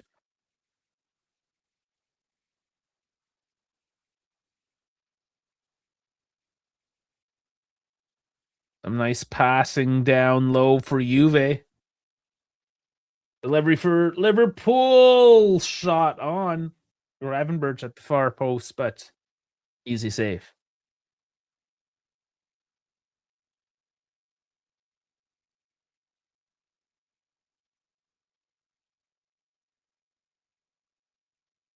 Yeah, you have this nice gold on the UV kit. Then you have that stupid crypto white bit, whatever the hell logo. That's this obnoxious yellow. Box it up. And it's in the back of the net for Juve. They go up 1-0. Was that Bremer for good this time? That is a Bremer goal. 1-0 Juve, 21 minutes in.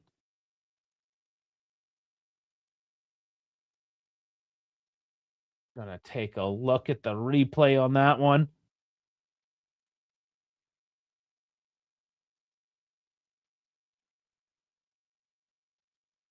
Happened quick on me. I took a glance at the Newcastle game. So short corner, Dougie. So we saw this one earlier, back to Chico. And Chico delivers, and now he does direct it in beautifully this time. So they've been practicing that one on the training pitch. They were doing that last season too, as they don't have massive target men in the box. Juve kind of a smaller team. Bremer, the only real big dude that can do that. Missed the first time on pretty much the exact same play. This time, no mistake.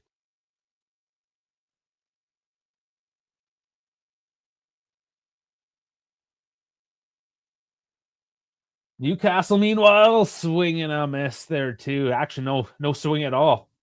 Walks right past the feet of all the attackers.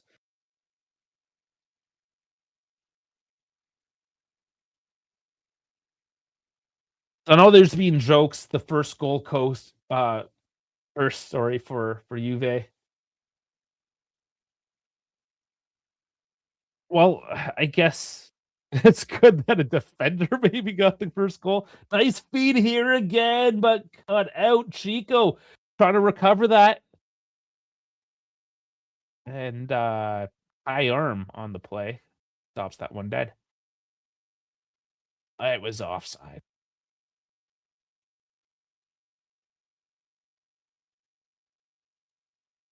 Yeah, it would have been offside, so no big deal. But Juve are looking decent.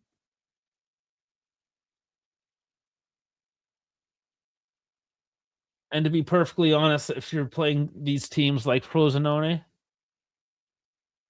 just like Inter at Monza yesterday, you need those big games. You need to show the world what you are. Because the small teams don't fear Juve as much or at all. But if you start putting them away by 3 to 5 goals on the regular, then yeah, then they're gonna fear you. And there's Chico with his antics. Yeah, you got shoved down, buddy. Get over it.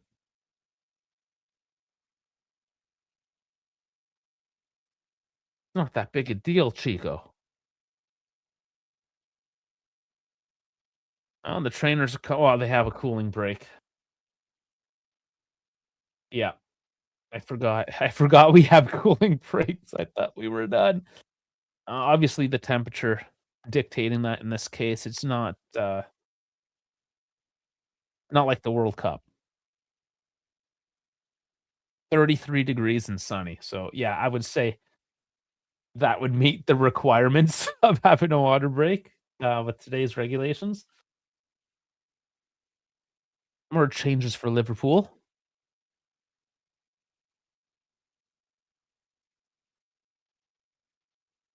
Let's just get those for you. So, Stewart, Osula, oh, that's the wrong team. That's Newcastle. Are both off for Ramsey and Willock. Comes on and scores. Liverpool. So Verts came off, Jacquet came off, and Gumo has come off. So you got McAllister, Munoz, and Ronald Arroyo, the latest to come on for Jacquet.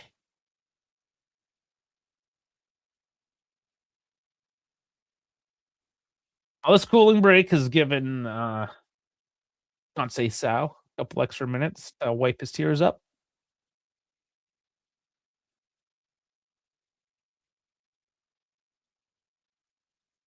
Chiro, you missed her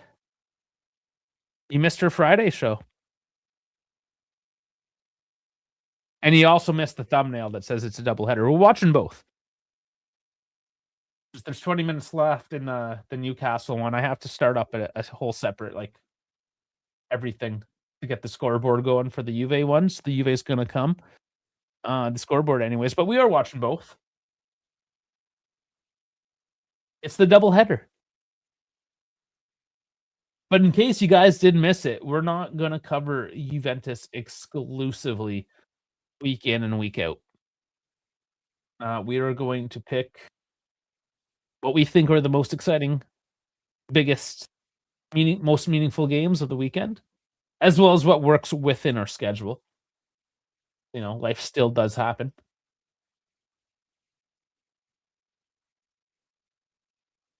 Yeah, we're just gonna try to cover a bit of everything and not be Serie A snobs or Juventus snobs. Just so happens that there's an overlap today, and it is the first game, so of course I'm gonna still pay attention to Juve.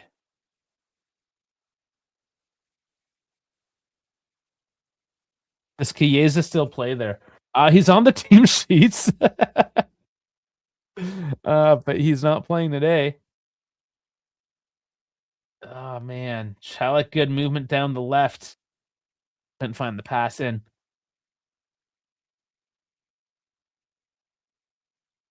Being all Juve though.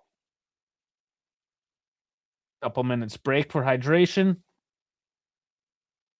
And I'd like to see that they haven't really slowed down that momentum.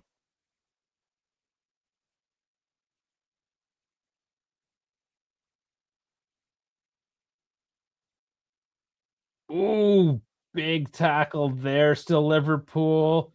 And no, you could find your man, Kirkus. Oh, your delivery has failed you.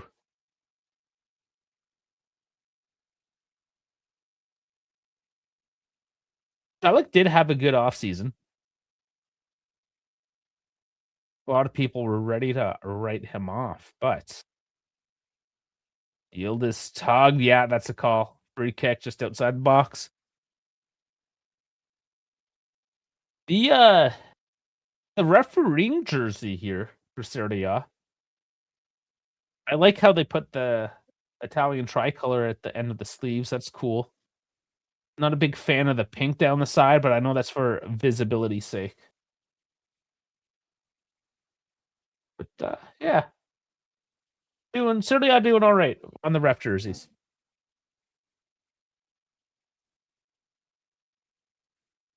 Danger spot for the free kick though. Juve, they extend this lead. And is it more Dougie? I've always said, like, Dougie needs to be given a second chance here. And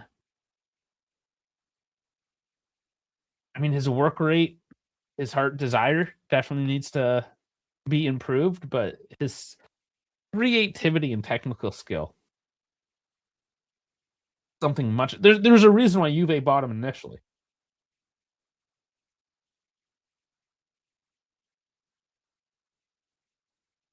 It will be Dougie on the kick. Stutters again. The ref was the ref got in the way of that. Like how okay. Oh!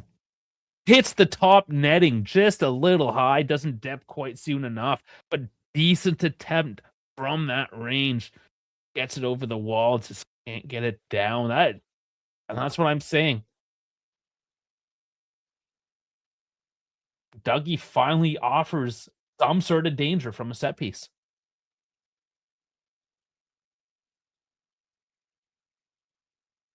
Could have easily been another.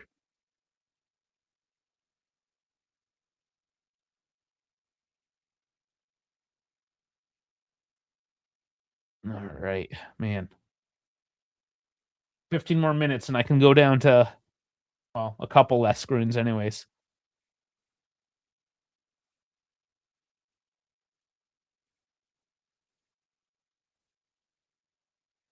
Pretty kick coming up from Newcastle as Eve takes the corner. Set pieces everywhere. Short again, though. Dico trying to lose his man down low, crosses it in. Oh, doesn't sit.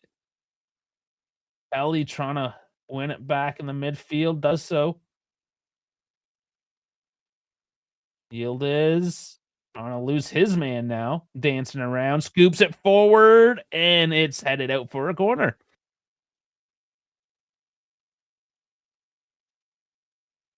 Hey, Newcastle, they're on a couple of substitutions now as well. And another poor set piece by Liverpool, failing them today. Lewis Millie is out for Aldaji Bamba, and Anthony Alanga out for Jacob Murphy.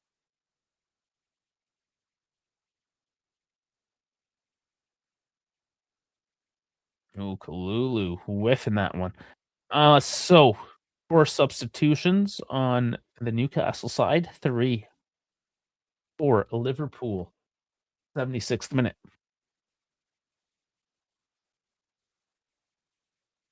32nd in the Juve game.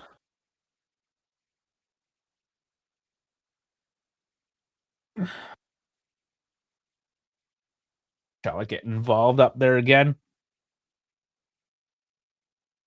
Lulu, lots of space down on the right side. He's going to take it. Put up a fair bit. Back to Dougie. Lane in deep. They're definitely doing that deep line playmaker role. 1-2 between Kelly and Dougie. No, or McKenny, sorry. Nico again trying to work it low. And that is, once again, another corner off to the left of the goalkeeper.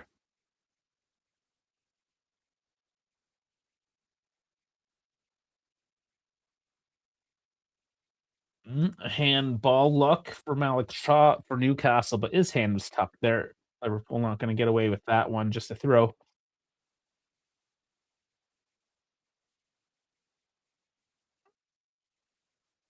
And Gravenberch coming off now.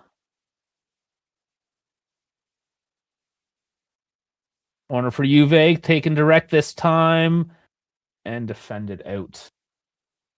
Gravenberch is out for Kumas. Paulo jumps back on it here. Yield is centered and up over the bar from Kelly. Goal kick.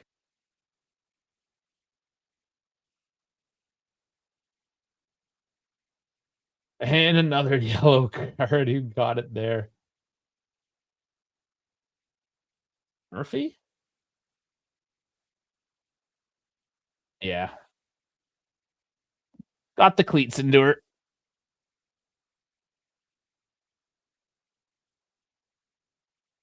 And Cheryl saying, there goes the hood.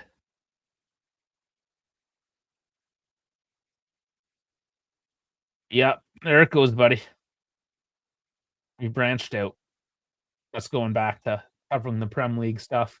I'll cover La Liga and the Bundesliga, maybe some League. Who knows? The other leagues are a little bit harder.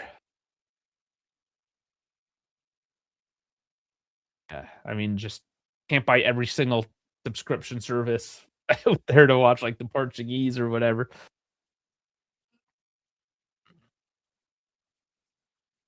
Pico working it low again. Is he win another corner or that's a goal kick this time? Liverpool, they're trying to shove it through and off the volley over the bar. 10 minutes left to go, and Liverpool, bit of desperation now in the game.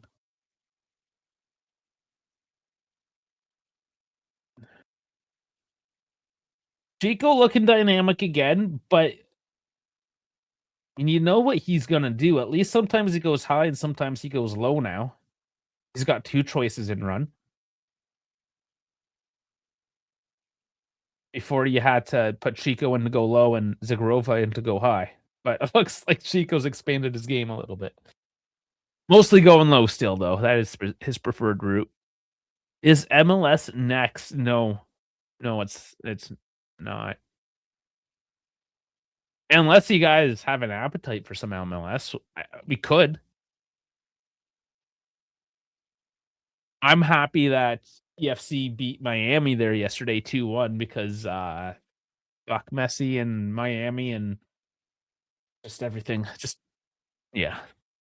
Do I need to go into more?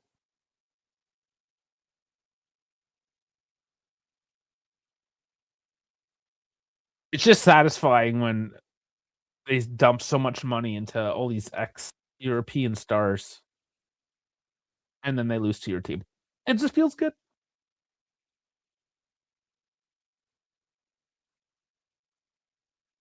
USL though is now going into a tier system. I read, and they're technically supposed to be like the same level as MLS, but it's like the old WCW versus WWF days. Like technically they're the same level, but not. Chico with space on the right. Come on, he got Yildiz. Speed Yildiz. Oh, nothing but space. Nothing but space. Put in the back of the net. Oh my God, somebody put in the back enough. Chico again. Oh my God, guys, you're way too slow. Way too slow. Somebody kill this. Oh my Lord. See how much more dramatic I get when it's the Juve game? Oh my God. Why did Yildiz not just put his foot through it?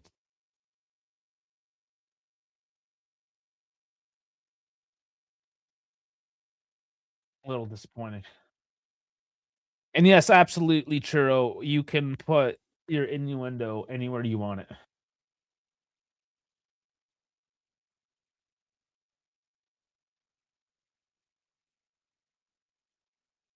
Okay, 7 minutes left in the Juve half. 8 left in Newcastle, Liverpool.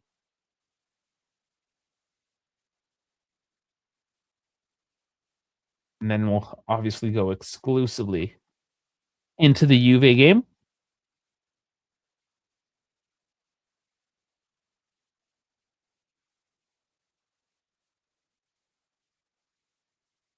Bit of a slowdown here. Juve. Oh, Celik even hobbling around a little bit, but Juve taking their time. Start this one back off. Catch your breath.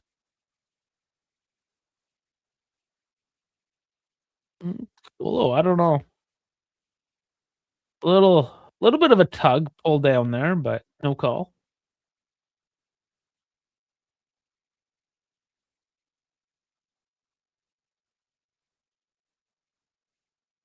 All right, these jerseys do look nice in this lighting.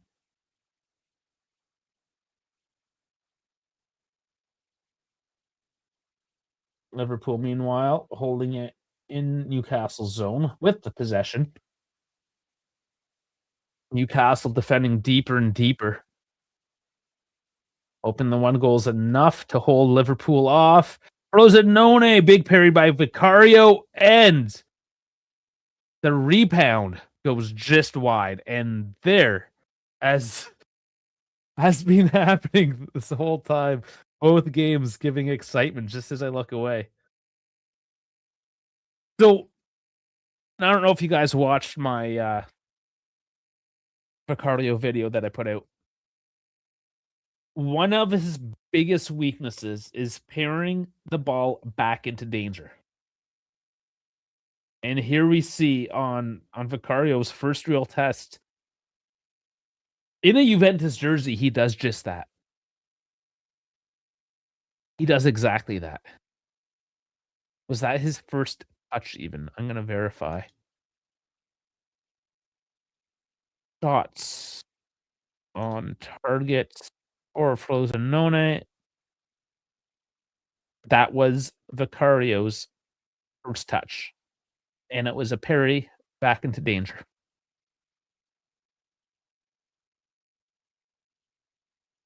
Jiro's asking, Vicario is kind of lanky. How quick? Oh, but Kalulu at the rebound. Oh, another save. My lord, it should very well be 2-0 right now for Juventus. But Kalulu smashes one off the post. Let's see. Bolo battling, giving some space for Kalulu to walk in. Pings it off the far post. Yield is stepping up, putting his foot through it, and just too direct. Didn't put any direction onto it. Palmisani coming up huge to get back onto his feet there for Frosinone. Corner taken here, and Palmisani again collects. So Juve creating the chances. They just got to be more clinical. Something they've had to work on for quite a while now.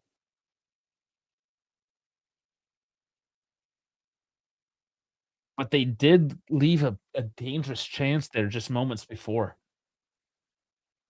Okay, sorry. Going back to the last comment. Yellow card, or is it Dougie down? Yeah, it's against Frosinone. Mead. Okay, so yes, for cardio. He is tall and lanky, but he does actually have very quick reflexes. So that's one of his pros for sure. Is he's very athletic, like 6'4". It's just the control off his save sometimes is kind of like what you see there. Like he's tall, he's lanky, he's quick. He makes that save initially. He can get there, but unfortunately, he just puts it back into danger. You saw his pros and cons all in his very first play, his very first touch as a Juventino.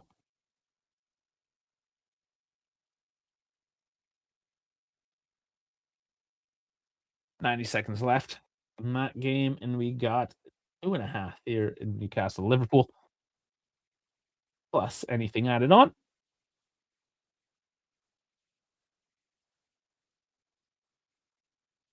And Liverpool snatching one at home here, perhaps. It's not over. Liverpool still trying to make something happen here. Pelic's down now.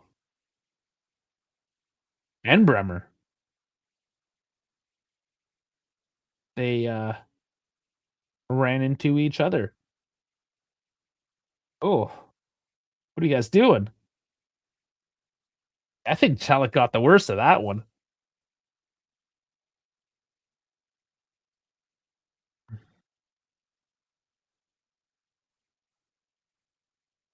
Okay, is it better than Di Gregorio's pillow hands that lets shots in outright?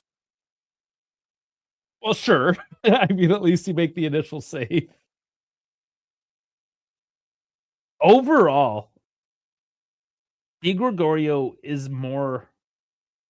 a better shot stopper, but he is shorter and less athletic. So and I don't really know. I'm not trying to make excuses for all his leaky goals as of late. Because if you do remember a couple seasons ago, he was dirty off the top goalkeeper.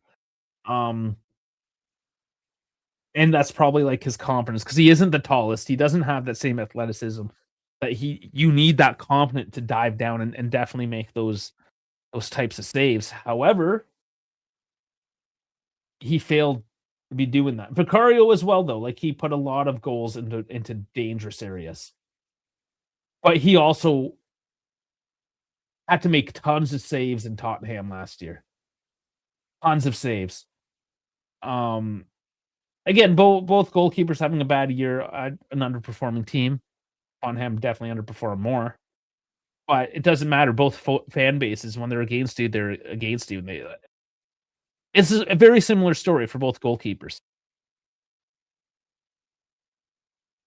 So they both just needed a change of scenery, I think is what it comes down to.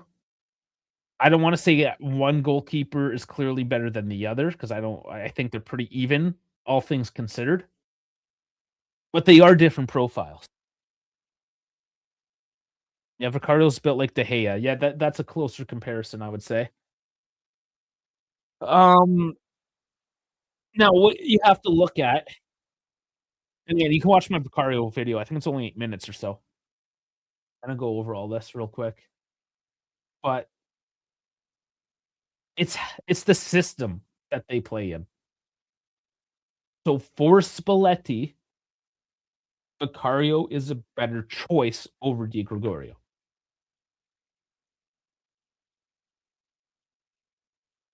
Liverpool can't make one happen late.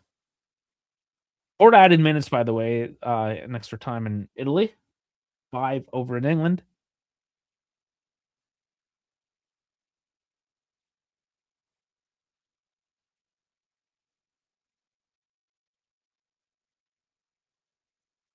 So we also don't have Lukumi starting today.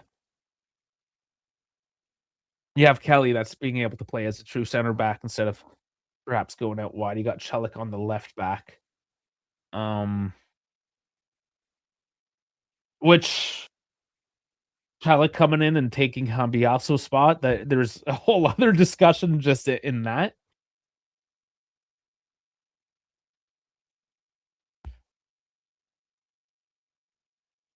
Yeah, you have to give a couple of games, I think.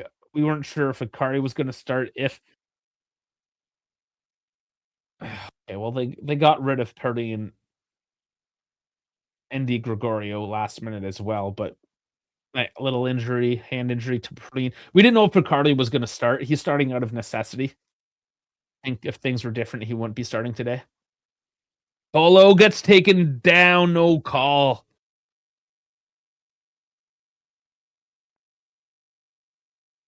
Still down. I didn't catch all of that one, but maybe there was a foul there. I don't know.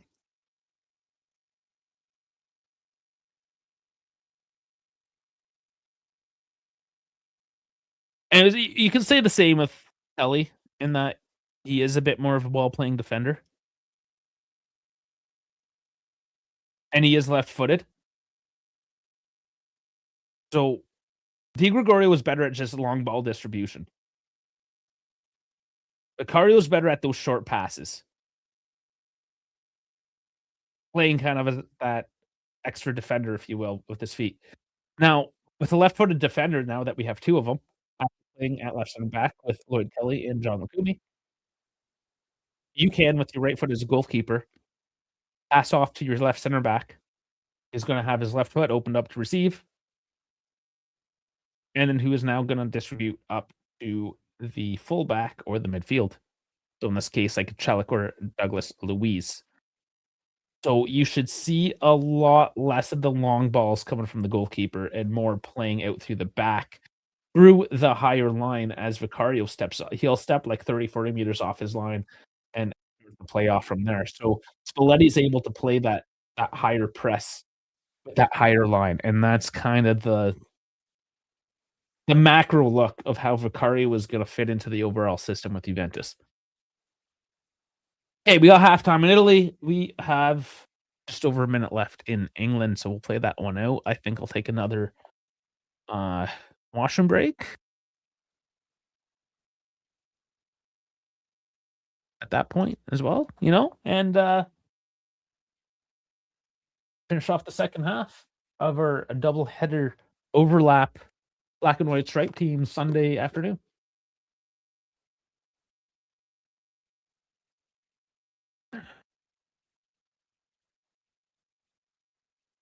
Otherwise, Newcastle holding off Liverpool, doing enough there. Visa coming off now, finally. 30 seconds left. I hate these super late changes. This is just time killing. Just a bunch of time killing.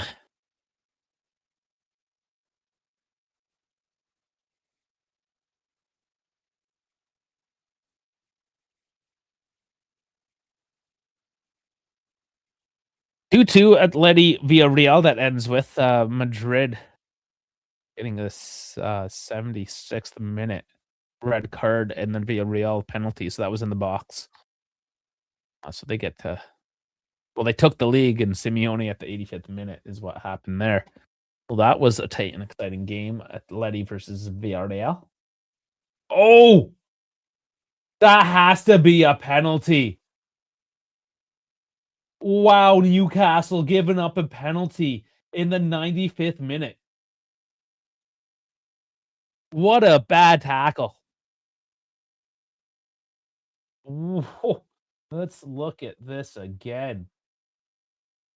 Does he go over too easily?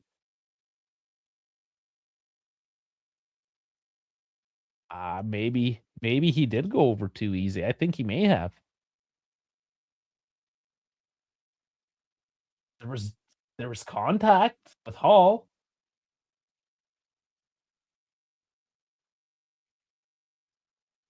What are they gonna call? Okay, well, let's put the volume up on one and down on the other.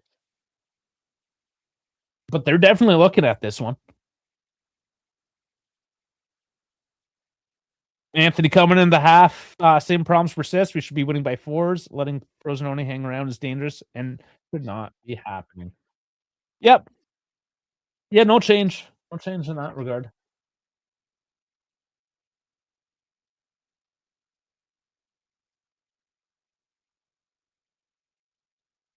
Yeah, Lewis Hall did have a decent game, and this is gonna, I think, end up at 2-2. Wow. Newcastle did so well defensively this game.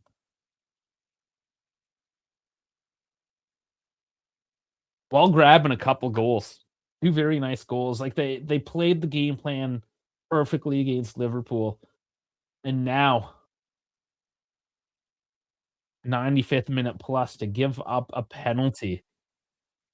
My lord, Liverpool or Newcastle. Well, anything happens. I was ready to write the game off, and here we go.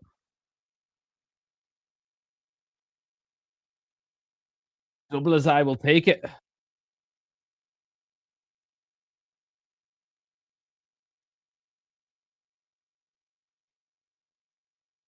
Newcastle fans with the heavy boos.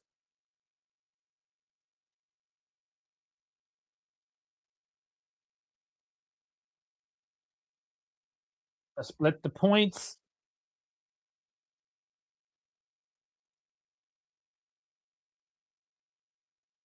All right, let's finish this one off, boys. Give me the whistle.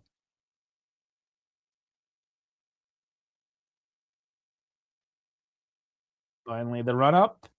Oh, he puts it in the top shelf. It's 2-2.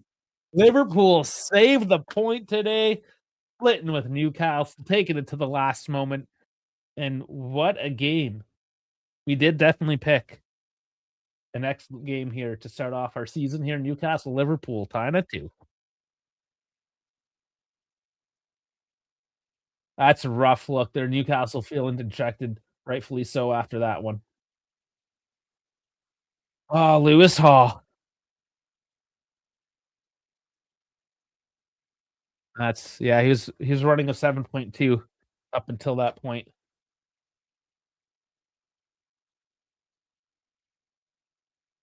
What do you do, man? What do you do?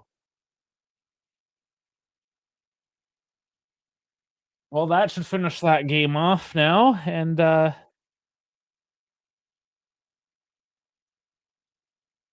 they let him play a little bit? No, they don't. No, they do not. It is 2-2 for there. Okay, I have to start, getting the next game going for everyone. I'm just gonna preset it up before I take my washroom break again. This doubleheader, I mean, ugh, you know, and,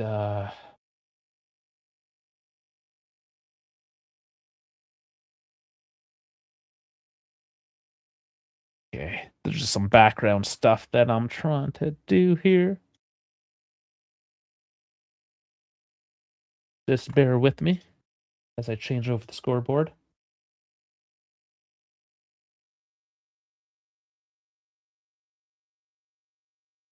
And I know the score is not updated. Okay, that's going to take a minute or two for that to set up. I'm going to take my washroom break, and I'm going to give you 100% my attention to Juve in just a moment. I will be actually, you know what? Hold on. Let me at least give you something to look at before I leave. And I'll give you some stats. I'll give you the stats. No, we'll do that. We'll do that. Sorry, just resetting everything over takes a little bit. Okay, and there's your stats to give a little look at. I will be right back.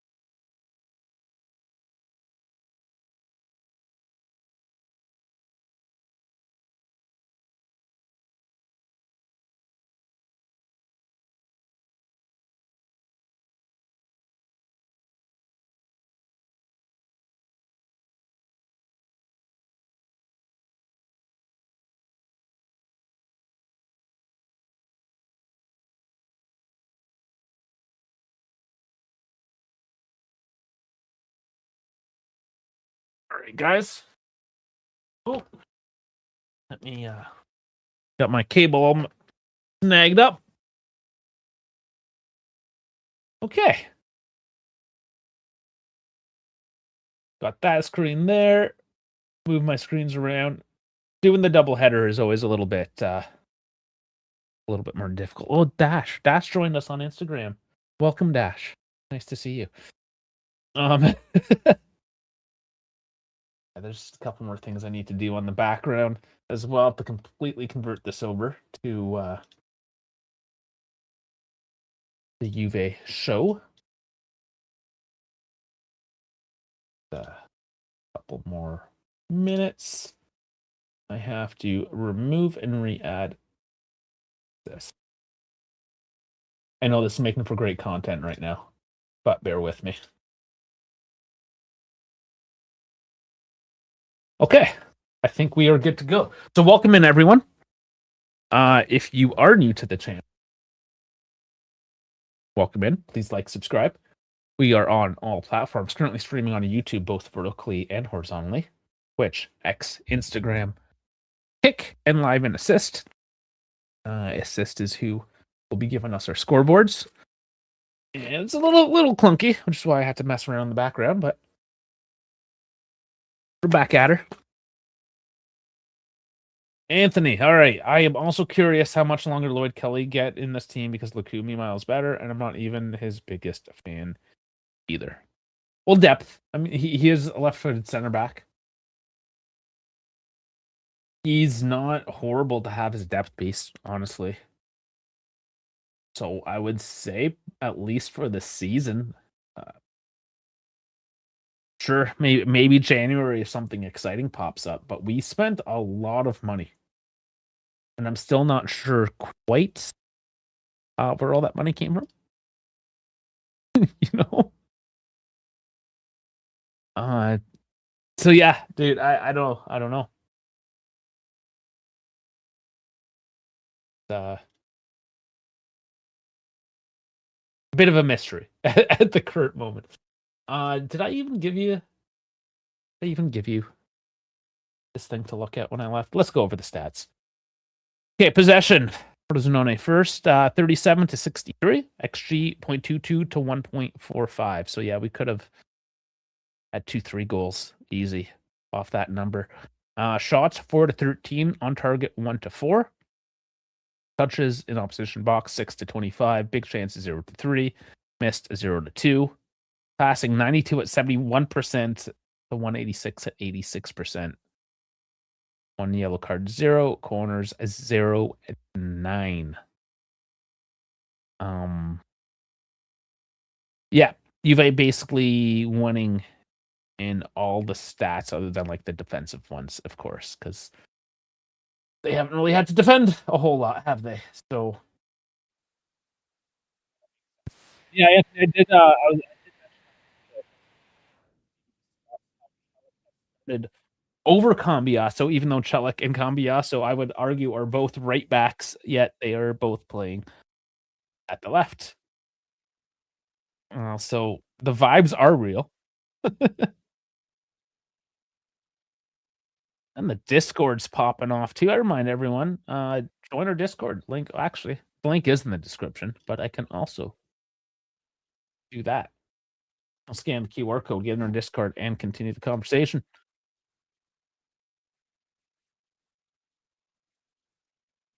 Look at the lineup.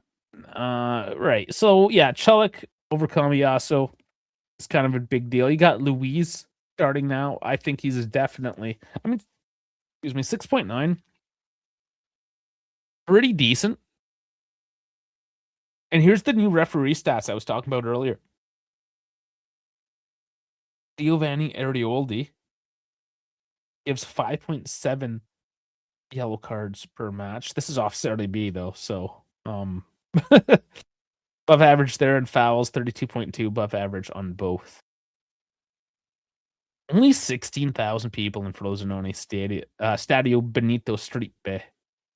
Or Stirpe, sorry. Italian stadiums. Yielded is a 7-3. So, Bremer an 8-2 with the goal, of course. This whole right on a Conceição, Locatelli, Bremer, all doing well. All beating each other up. Yildiz, I need him to be more. Just shoot. I just need him to shoot. He's playing he just needs to shoot more, man. Golamawani, you can also do a little bit more there. You could have definitely capitalized. Calm down. I understand first game back, Juve. Get it. You need to calm her down a little bit.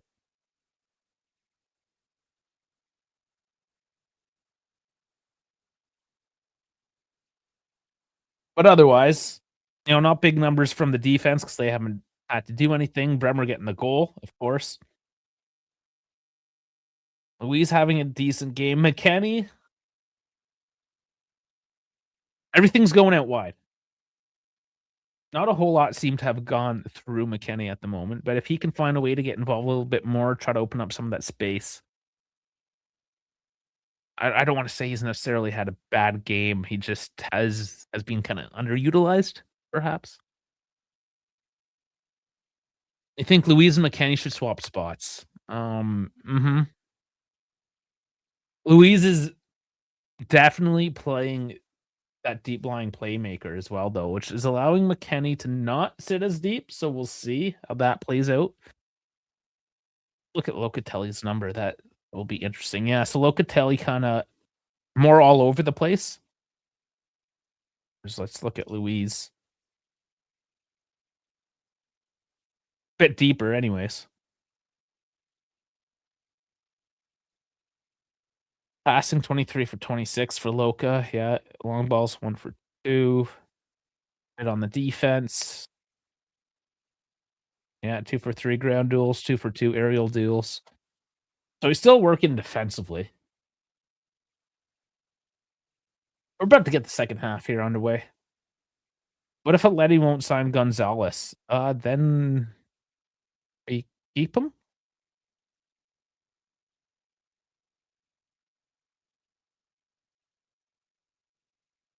And who else in the midfield here? You got Moretti that can go in. He's on the verge, maybe leaving to Besiktas as well. Coop, and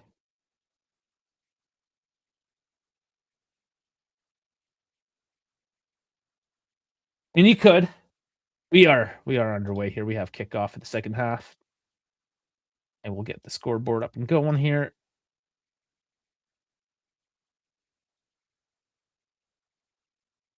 And then I'll resync that time because that time is incorrect.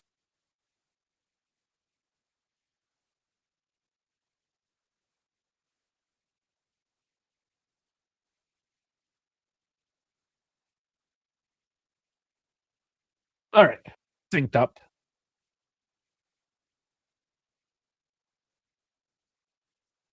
We're slightly off.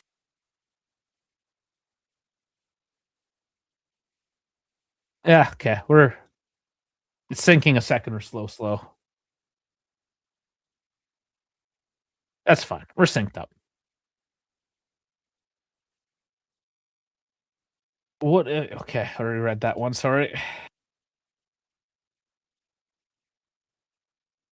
All right, let's settle in. Bit of chaos there that halftime, trying to get everything swapped over. Only German Dave wasn't sick and was able to carry the conversation while I did the background stuff. But no big deal. Done this before.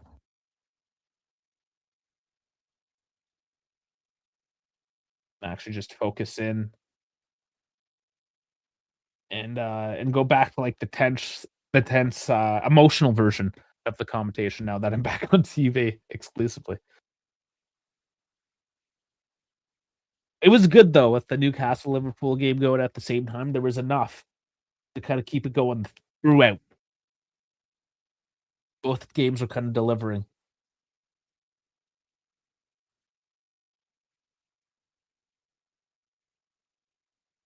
Oh man, his speed is refreshing to have. Doesn't win out that time, but puts a lot of pressure on the defense when you got your striker coming at that kind of speed.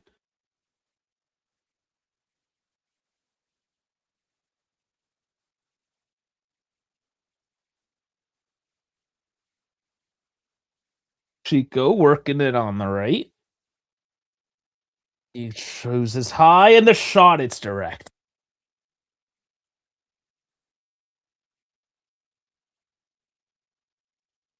I don't know, missing some direction again. It was a decently powerful shot. Coming onto his left foot, of course. Tackle coming in as well.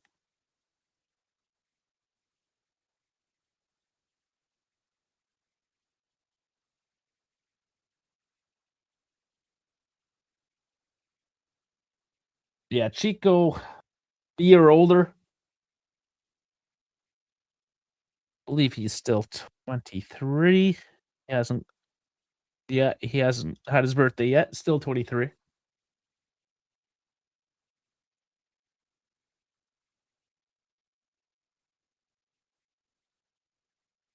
This is the year. Third year with the team. First year he wasn't sure if he was going to stay on. It was a loan. Second year, okay,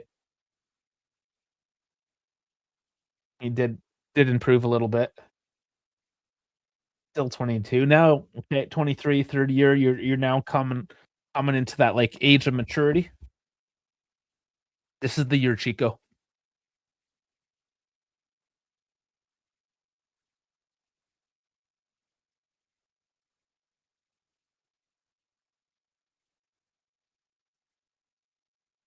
Gets the ball in this time and wins the corner. He has won a lot of corners. I'll definitely give him that. That's one of those things that don't get recorded. There is no stat for that really. Just by how many deep, like getting so deep close to the goalkeeper, forcing the defender to get in there and just getting the ball out, pushing it to the corner, right? Like, if there was a stat for that, Chico would do well.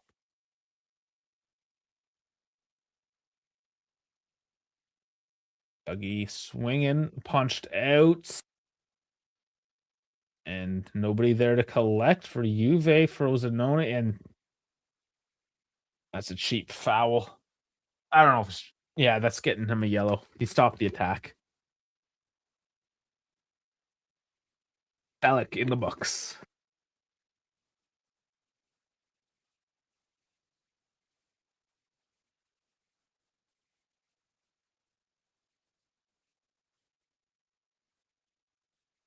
Was a bit of a professional foul to stop the break. Yeah, I think that's all that was. So be careful now, though. Like they left Bremer and Chelik super deep, and then they were too deep because that loose ball allowed Frosinone to get on it, and now they're scrambling defensively despite them sitting that far back the line. So Valetta's gonna have to make some adjustments there.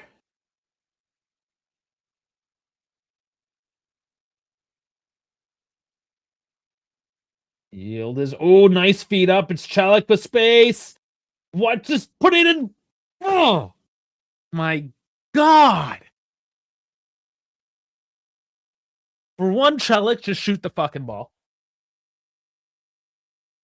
Okay, you feed Chico, not the worst thing in the world. He's open as well. And you have a beautiful pass to Chico. And then you just sky it.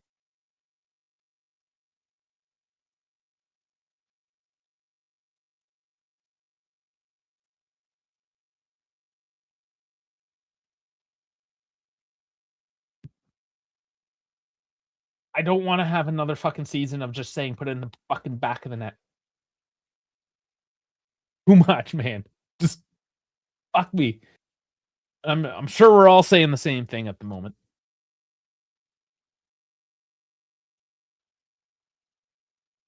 Still 1-0. And this gets so dangerous. Frosinone just kind of chills out and used to defend. Doesn't take much. Get one on the counter attack, off set plays, get something cheap. All of a sudden you're tied. You never know.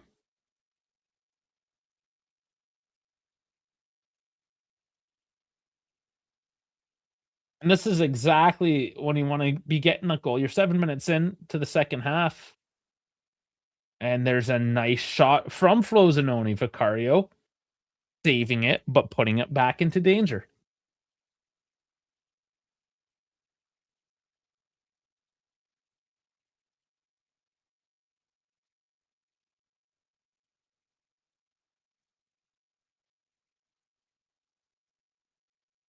Different, completely different looks between the posts there this year. Even for the backups, however the backup's going to end up.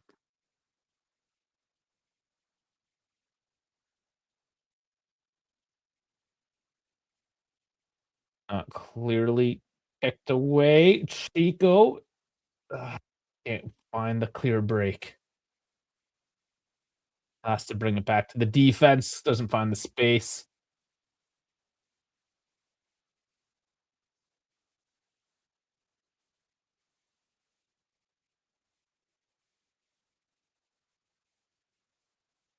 That is something that'll be better with Vicario as well. We just saw there playing the ball when he's on pressure like that.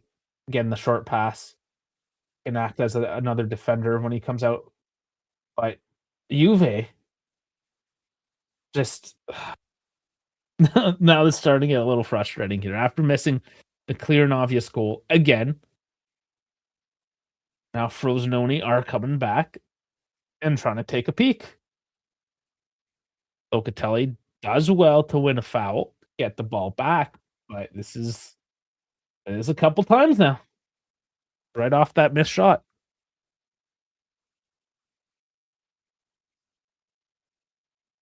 These players know how the momentum shifts. They're taking advantage of it. This is what teams like Frosinone will excel on, is reading those momentum shifts to try to come and snatch a quick one like this.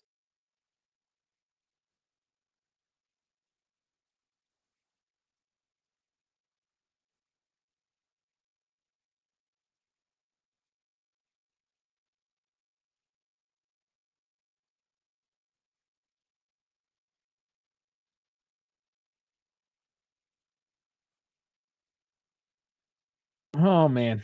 Um so see, this is what I'm talking about. Now I have this like extra stress anxiety trying to watch Juve over analyzing things a lot less free as opposed to when I was watching the Premier League there. The dangerous giveaway. Frosinone can't pounce on it. It's a little sloppy at the moment. They maintain possession, keeping Juve back on their heels. That pass they see out for a goal kick. And the lack of quality is shown there by Frosinone. Blooddy's looking at some substitutions now with his assistant coach, looking at the whatever he's got on the clipboard going there. 55 minutes. Expect something pretty soon.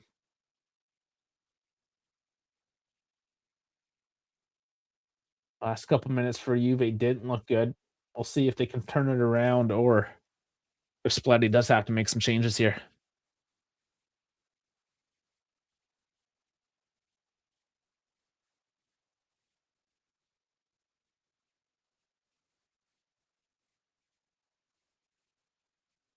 Lots of yelling from the Juve bench, like Spalletti, his assistants. It's like everyone's yelling directions. The turn there for Colo doesn't work out. He gets stripped of the ball.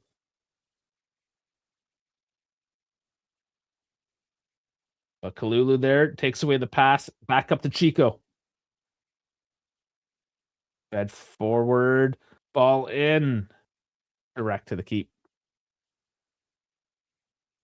Lulu. Something happened there. He was on his feet there as quickly down the left side. Frosinone exploiting that free space and that shot. Well wide. Hopefully Kalulu was okay. I mean, that wouldn't be the end of the world. You could bring on Cambiaso.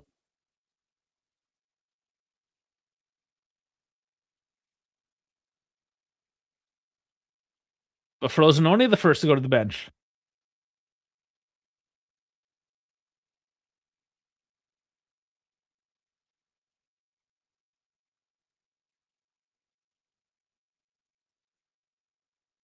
Oh, not yet.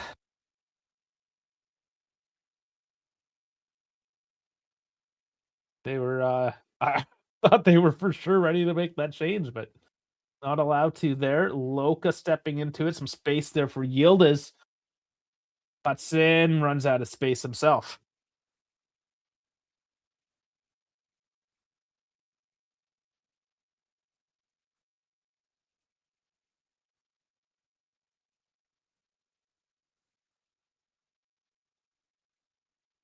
Now some changes?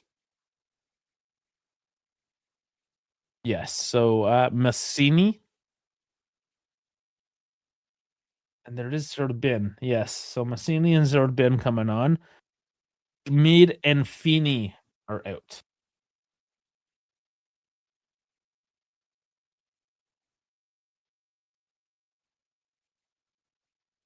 Feeney was slowing down there towards the end. He had a couple looks, but just not enough. Not enough pace. He's a bulkier dude. Same height as me. This carries I think Jonathan David is stocky. This say do Fini. At least David could play a full 90. I'll give him that. Although he's a little short, stocky, not the most athletic, he does have the endurance. Going on that conversation we had a bit earlier.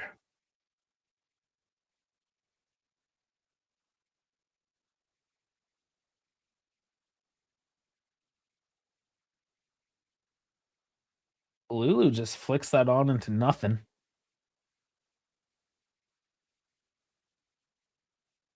Maybe Juve just trying to catch a breath here, letting Frosinone hold on to the ball a little bit, which is a bit of a rarity for this game.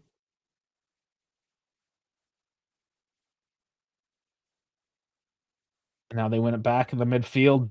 Yildiz goes out wide to Chico. Yildiz goes down on that play, though. Chico going wide and cut out. But does win a throw. Good by the defender there, not letting run out for the corner this time, but just a throw.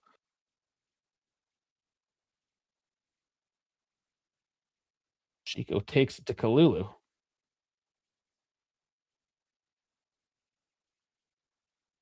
Figured you might get Big Mac in the mix for that, but not this time. Chico tries to chip it over to Mac and doesn't work out. But they win it back again. Midfield a little congested at the moment.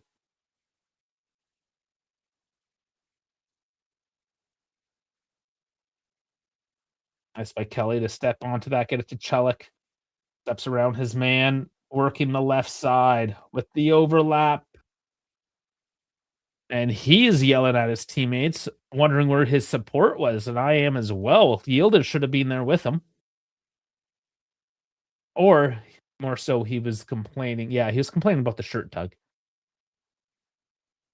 Throwing taken. Kenny, Yildiz. Polo. Tries to drop back off to Yildiz. Too many passes. Somebody had said it earlier. I don't know if it was in the Discord, but how Inter just take the ball and shoot, and Juve tries to walk right through it. And take some shots, boys. Getting with the big throw in. Kicked out by Frosinone.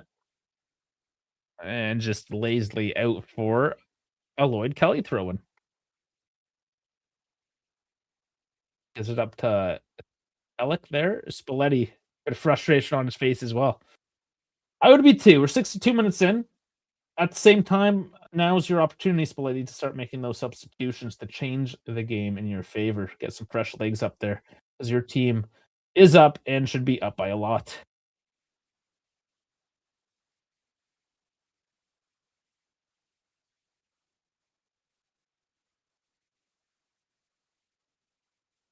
Loka tries to dump it in. There's Chelik again. Chelik leaving his flank open for long ball by Frosinone. Vicario off his line. There's another Vicarioism coming up 30, 40 meters and then just passing it off to his defense. But Chelik, very dynamic right now. I don't know if he knows he's going to be substituted and just running his face off, or he's trying to show that he's the one to not be substituted. And McKenny, lazy shot blocked off anyways. Man down as well in the box there. Oh, he just grabbed his balls. A couple guys went down there for Frosinone. And there is finally a whistle. Not to jinx it, but Chelik is a worthy successor to Lord DeCilio. Chelik's very blue collar. And we need more of that on this team. And if he's going to be on the left side, with Yildiz. It's good to have somebody a little bit more blue collar to take that heat off of Yildiz as well. But at the moment, Yildiz has kind of disappeared in the game. It's Celik because he's not the most technically gifted player. He can get involved, but then he doesn't necessarily have that touch to make the magic happen at the end of the day. So, not to say he doesn't have any skill. Had that assist in the preseason. He can definitely do it.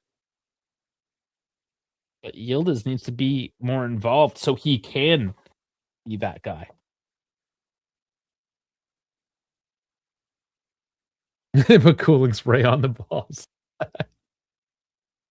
Oh, yeah.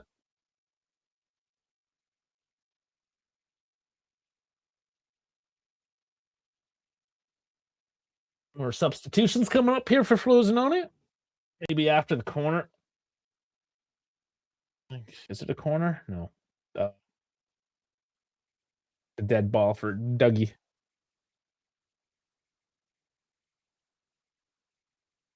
Letty with his head down. What is he thinking? Make some substitutions, dude.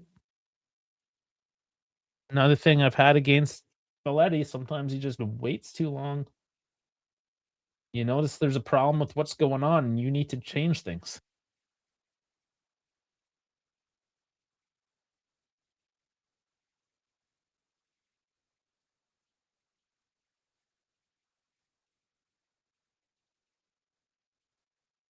Yeah, Dougie definitely being a focal point in the midfield. It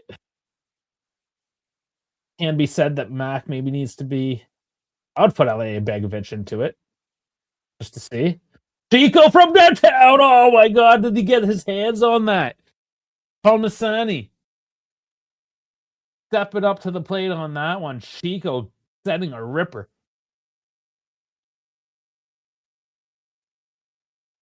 Taking another look here. He's creating the space for himself. I still can't even tell from that angle if it did go off the hands, but I think that was a save.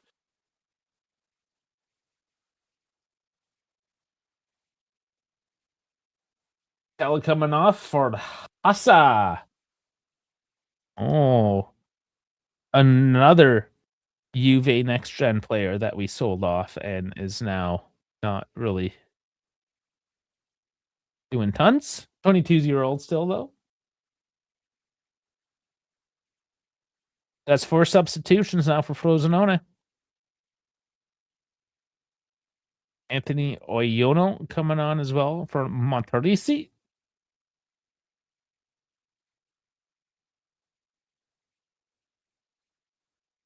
Cardio, what are you doing? Why did you make that look so hard? That ball went out. Yeah, that was very awkward from Picardio.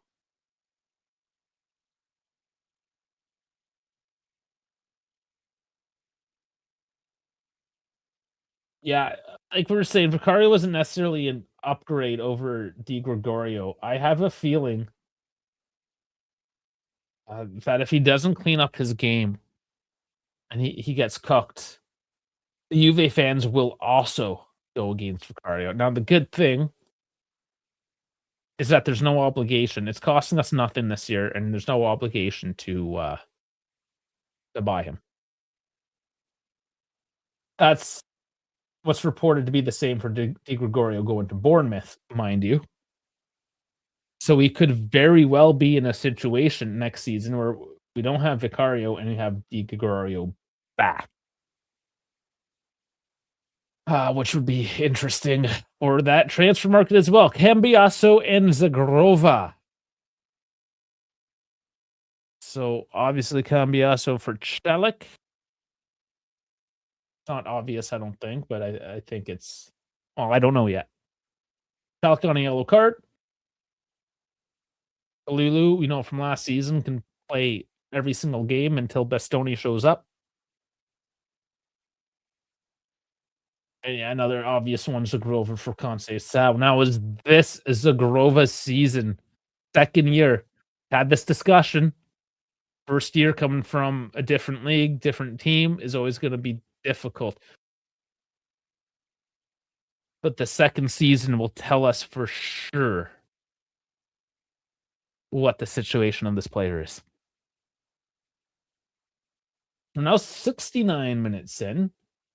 Frosinone with 4 substitutions, Juve with 0. No yellow cards currently on the field for either team. Corner for Frosinone is up high. I saw Boga as well come to the line, so we should be seeing Boga for, I'm going to say, Yildiz. Yildiz has definitely dropped off this game. Still at a 7.7, but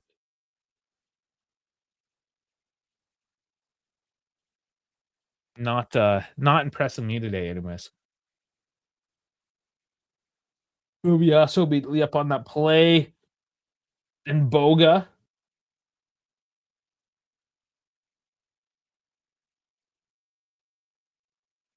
And gets the corner off that cross.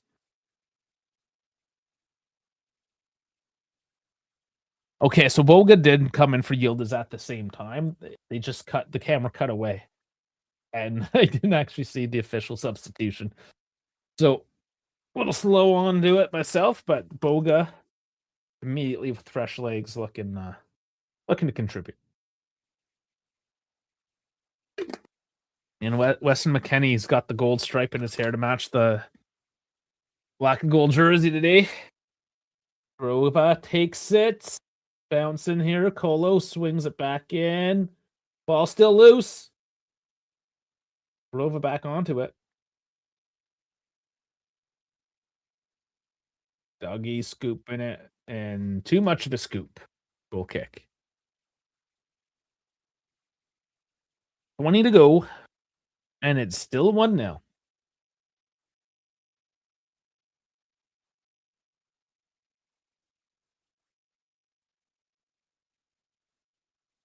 My old man dog still sleeping in the background.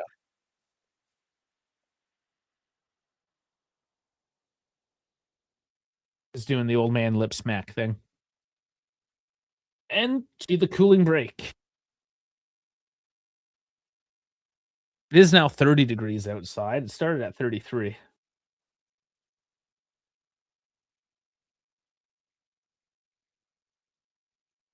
Well, who else perhaps now to come on? Who should we look at? McKennie, I wouldn't mind seeing Alea Begovic for a few minutes. You could even, as we discussed, put Jonathan David into the number 10 role where McKennie is. McKennie just has not had a great game.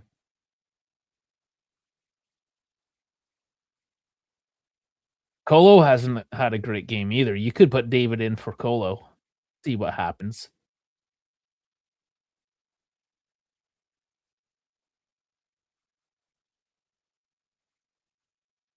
You got Thuram, of course, for the midfield.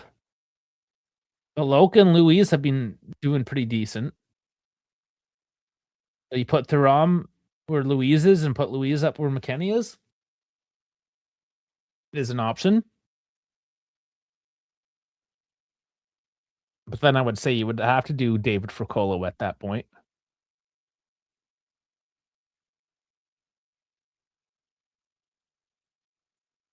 Unless he put Lukumi in for Kelly. Get him his first few minutes.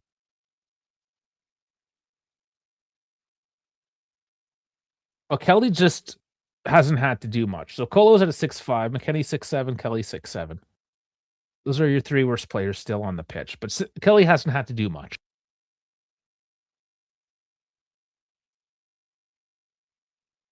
So between Colo and McKennie would be my final 2 substitutions.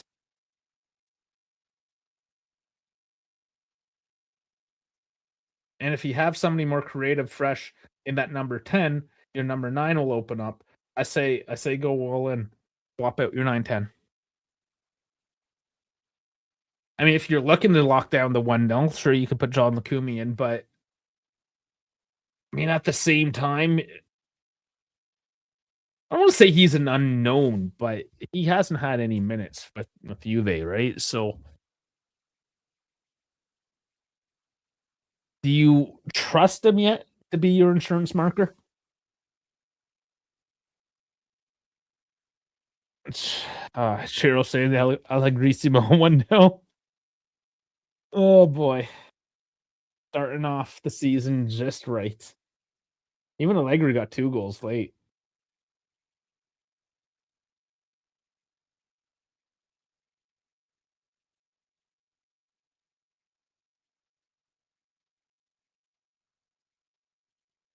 But I would be making those changes sooner than later.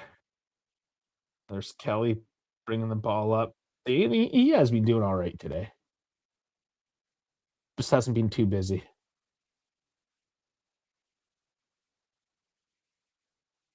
Boga with the turn. I took a shoulder there. Still Juve with it though. Grova gets it long, and Ambiaso thinks that went off Frosinone, but it is called as a goal kick. Sees Grova, chips it over.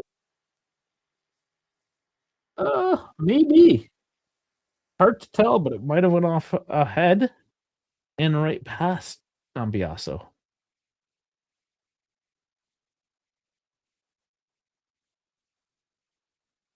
In any case, here is the final substitution. Percalia off for Terzic.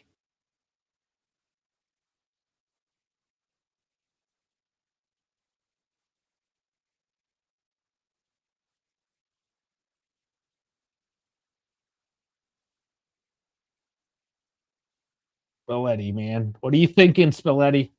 You're doing it to me. Waiting this long. Don't like it.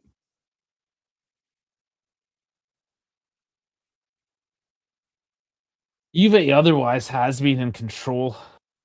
Frozen only a couple of looks throughout the game, but again, it's all it takes. Currently, they do have the ball. And I hate to say that I wouldn't be surprised if they somehow get one here as that ball leaks through. Not defended away yet. Frosinone is allowed it to control a little bit down in Juve zone.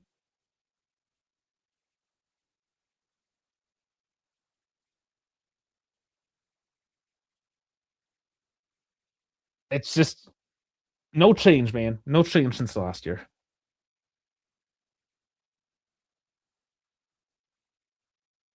Started off really well.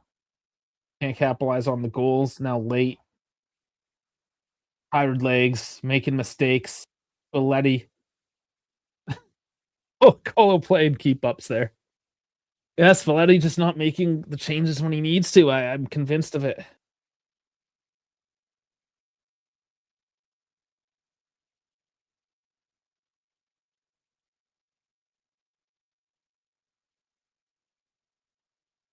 And then the game drags on.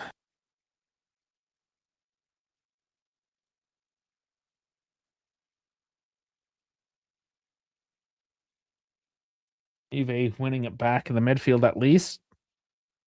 Oop coming in. No. No. They're still trying to sell him. Last few days of the transfer market. Give him some minutes so we can sell him.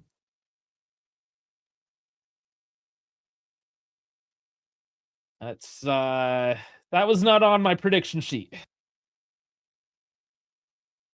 You put him in the number 10 role? For McKenzie? McKenny? Who the hell's McKenzie? Oh, nice pass from Zagrova to Boga. And Boga has no way through. Frosinone going in deep. Gets the goal kick out of it as well.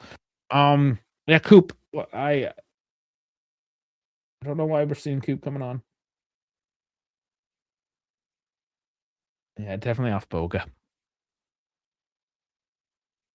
And just the one change. And it's for Douglas Luiz.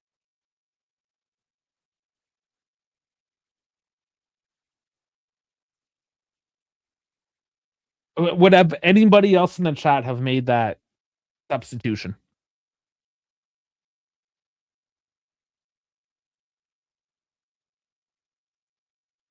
I I don't know, man. I don't know anymore.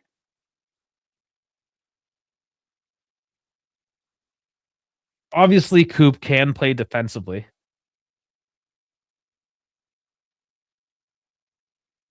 I just oh my god. Here we go again.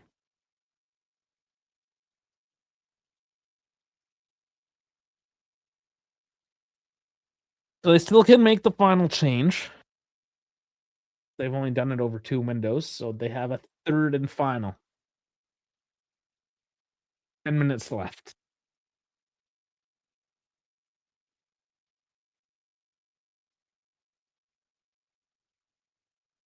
Will the game's lone goal come off a Bremer header off a corner kick? And it wasn't even a direct corner. Oh, bad giveaway by Frosinone there.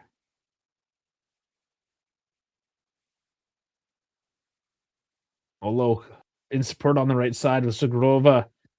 Running out of space.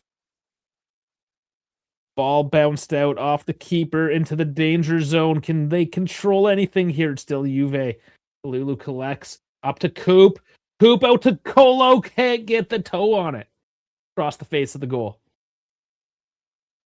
That was not a foul. He gets a yellow. Maybe he clipped him on the step over. Stopped in attack, I guess. Comes on for Chelik, who was on a yellow. Yeah, there was some hands there.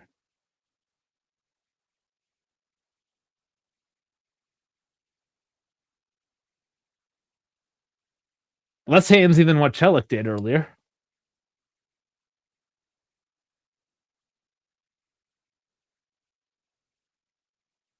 So who do you put in? Final substitution.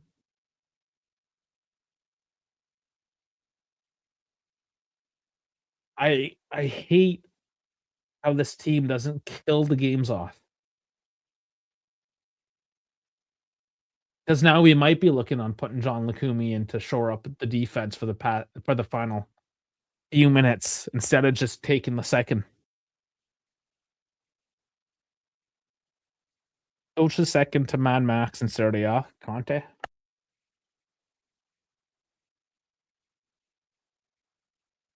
Shivu and Fabregas are definitely making a name for themselves, mind you. See what Fabregas does this year.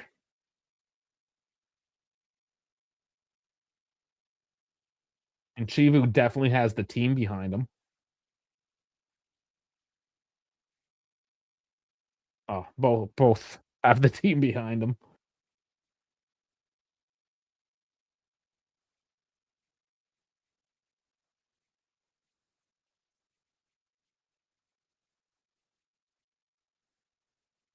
No sign of that substitution. I hate this, man. Give the guy some minutes. There's no point having them coming this late. Broken record from last season. My God, this is why we're going to cover other leagues. Already pissed off. Gonna be pissed off when we're winning a game. Zagrova. Whoa. Cool attempt, I guess. I don't even know where that ball went.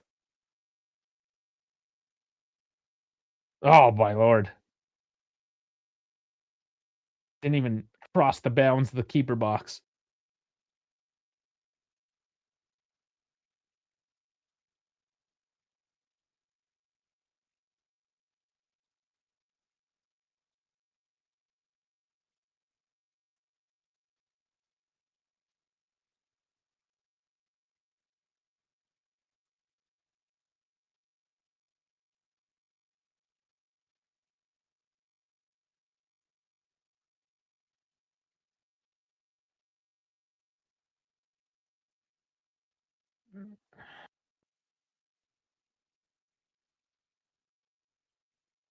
Uh,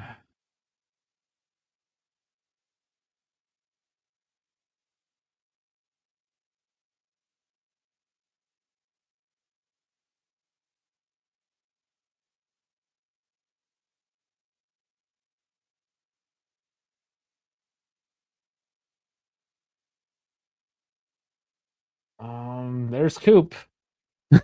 Coop's touching the ball. Sorry guys, this is just dragging down the final few minutes. It's Frosinone and we're struggling, and that's honestly why I'm a little upset right now because it just should not be the case. Poop was a pylon on that play. Frosinone out on the attack. Kalulu reading that pretty well, but then can't get. Oof, they're getting lucky here, Juve. A little sloppy. Once again, proving that they play to the level of the team that they are playing.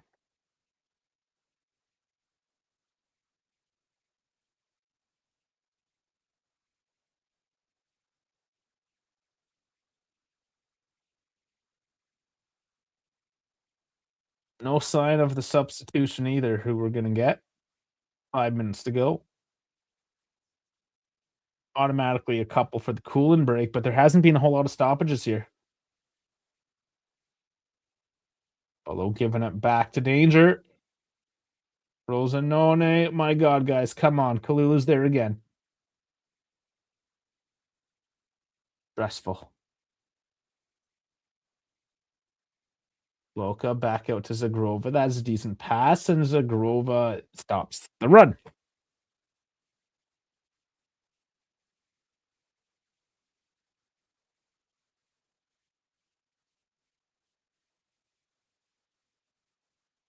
We're now 86 minutes into this. My God, Coop is so slow.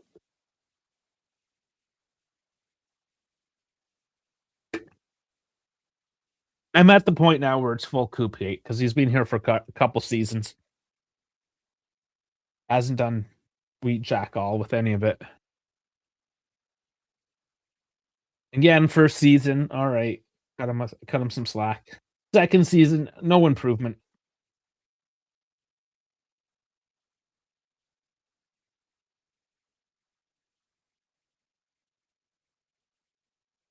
Yeah, he's just taking up a space on the team, on the roster. And Louis Hassa showing his best Juve skills by completely missing the net.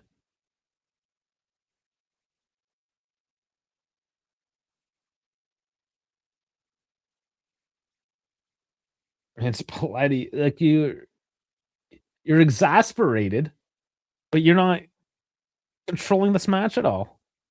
At least Massimiliano Alvini here is up on his feet, dancing around, trying to get something going for his team. Grubba doing well to keep the ball that time. There's Coop. Takes the shot. I'm pretty sure. Yeah, that there was a touch because that ball was high. So we are going to the corner.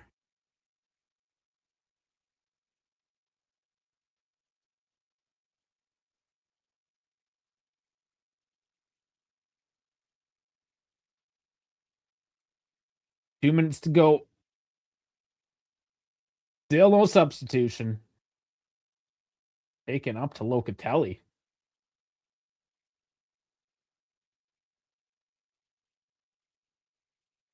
Loca. He's going to hold up again. Scoop it forward. Oh, sloppy by Palmasani, but recovers. Feeds the ball forward. And Coop is just so clumsy.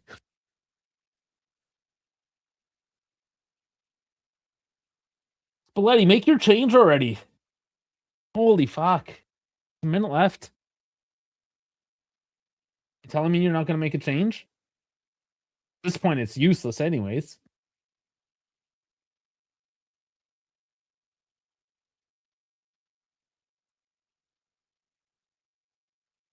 It's chaotic.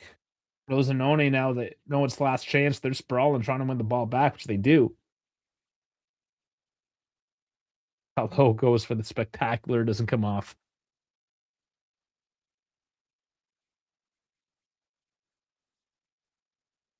Well, this should run the clock to about the end now.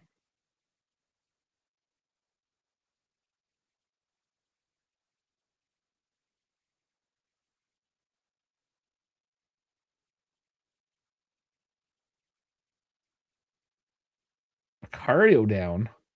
What's his issue? This is just time wasting. Yeah, this is pure time wasting.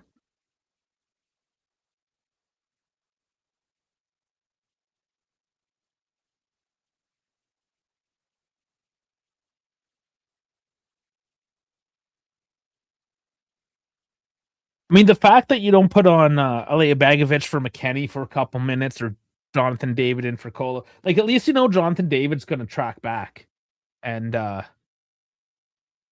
work defensively if you're looking for something defensive. Harina's up on his feet. What does this mean?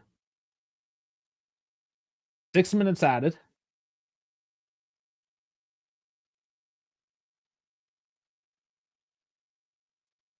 Is Perrine's grandfather North African?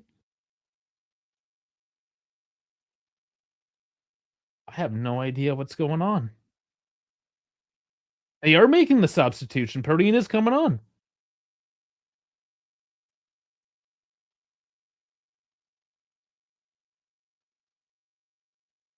Like what? Oh my lord. It's almost as if they planned this to happen. I have no idea what's going on.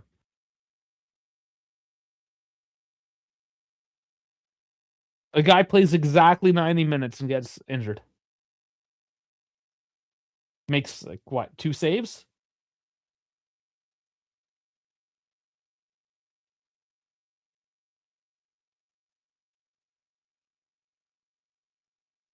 I was happy with Di Gregorio as a backup, keep Perrine. Oh, that's just you got a free load of a cardio. It's not costing us money. I get it. If it was costing us money, I would be upset, I suppose. Less thrilled about the whole situation.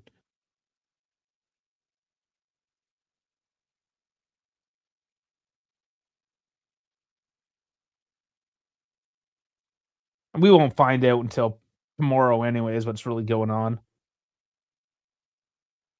Bremer in the way of that cross. No nonsense defending, but it is a corner.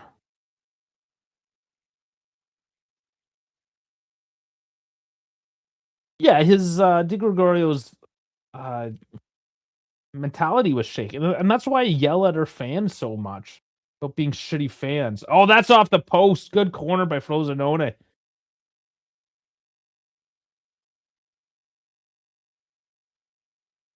Yeah, they're just so quick to completely trash on just whoever they don't like instead of supporting them, trying to get them boosted back up and performing.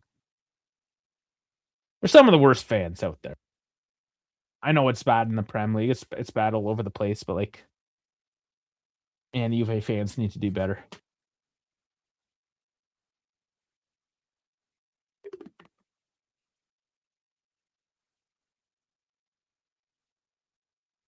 Oh yeah, that was a definite tug on Colo. Another yellow card out. This guy definitely giving yellow cards above average.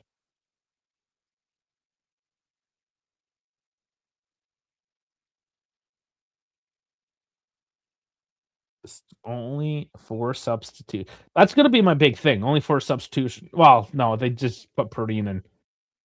That barely counts. I don't know. Who would have thought that, right? That you would have had to swap your goalkeeper at the 91st minute? The only counting that's 4. That's another haul down on Colo. That one isn't a foul now? I don't know.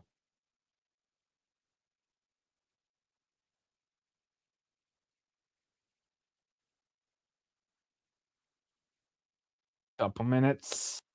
Frosinone looking a little dangerous. I am not calm at all. Ooh.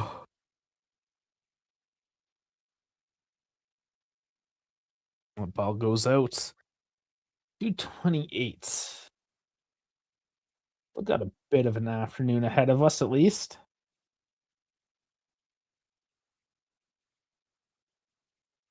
Yeah, everyone wishes that City overpaid for Cambiaso last year. That's when he started going downhill, though.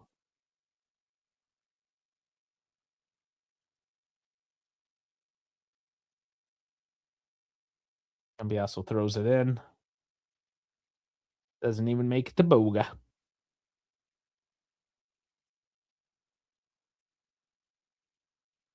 Final minute now. Cambiaso doesn't get through at all. Frosinone with it. Going deep. Nice by Kalulu again. Kalulu being a stalwart defensively there today.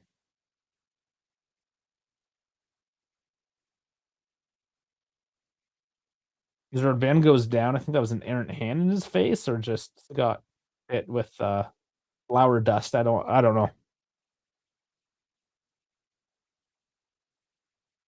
Ooh, that was a wild one. You know, Juve is definitely going to take their time now and kill the final few seconds. Yeah, just looking at that Calvani header again. That was so close.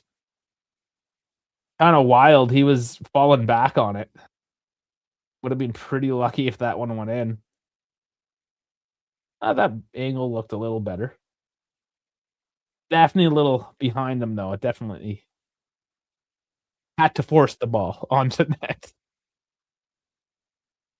Man, very handsy again. That not a yellow card? They went right through Locatelli. They're just doing it on purpose. Louis Hassa. Like Frosinone, the last couple minutes just got super sloppy with the tackles.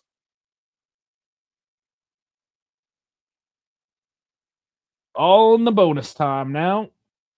Long ball forward, Frosinone. We're at 36 minutes, 40 seconds.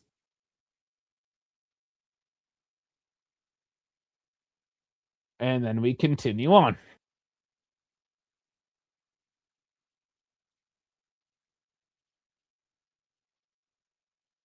This has to be it. Cambiaso with the throw in. Has to be it. There it is, right?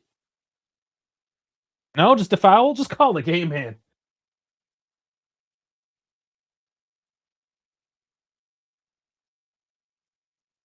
These Italian referees. Ellie just boots it forward. Almasani with it. Still no whistle. Almasani going deep. Kalulu there to stop it. We're still playing. And he gets it up to Zagrova. Polo. Zagrova. Stripped off him now. We are at the 98th minute. And we're still playing. Oh, Locatelli now getting the foul on Hassa.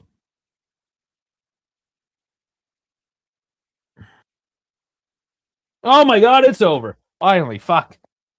Yes, Jeff. We've been yelling about it all game. Same problems. New season, same problems.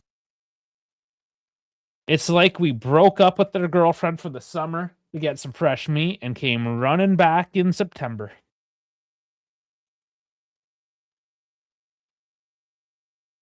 This, my god, they've won and I'm already exasperated. It's a win. It's a win, but like coming into the second season of the fuck, guys. I don't have to convince any of you, do I? You all know by now. You know how this goes. Yeah, J-Car, I'm tired already. Oh my lord. Bremer had a good game. That was painful. 37 more to go, ladies and gentlemen, not to mention Europa League and the Coppa Italia. So buckle in. It's going to be a wild ride. It's like going down the lazy river is more so what this feels like. Win's a win. We're up there with Interlecce, Napoli, Cagliari. Oh, Lord. And then who's still to play here? The Lecce beating Venezia 2-0 just now as well. Got Atalanta Sassuolo in Torino, Milan. What did Lazio? Yeah, Lazio's tomorrow against Bologna. See how they start their season. And the Roma Fiorentina as well should be a decent one. The stats. XG. So we did like 1.5 XG in the first half and then just another half in the second. It's 20 shots, 5 on target. There you go. Passing still decent. Everything else is still decent. Shot conversion. Motherfucking shot conversion. What's going on with Ricardio? Who knows? Take a quick hit over at X just to see.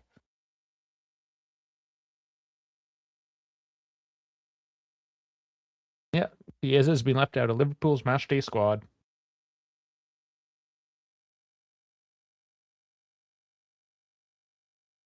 And yeah, we're already shitting on Kolo Muani. Yep. That looks tasty. I haven't eaten yet today. I got to do that. I got some chicken left over. Even though Kolo Muani can't finish worth his shit, I still think he's an upgrade to Dusan and David. Here's the fucking problem. Kolo, and I was yelling about this the whole time. I don't know why we were so high up on Kolo. Kolo is not a pure number 9. David is not a pure number 9. Dusan is a pure number 9, but he's a piece of shit. Mentally, anyways. He can't get the head to do what his foot needs to do. He just thinks with his dick. I don't know. But he's fucking gone. Who cares?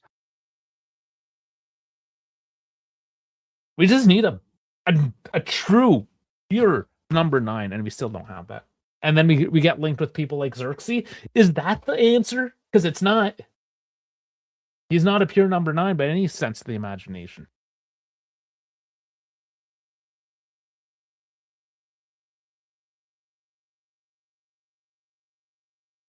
Yeah, another one shitting on Kolo. Okay, I mean, why dwell on it, right? Why dwell? Is what it is. So we'll see what happens next week. Hopefully Dave is okay. I have a kind of busy weekend next week as well, so we're gonna try to find some time to see what we're gonna do. Juve's next game, actually. Let's just see who Juventus plays next weekend. Worry about that. Parma Saturday 2:45. Okay, that works. Saturday 2:45. Maybe it doesn't work. I actually might be working. We'll figure it out. We'll let you know. All right. Thanks for joining us today. Yeah. I mean, it started off pretty fun, and then it definitely dragged out after that.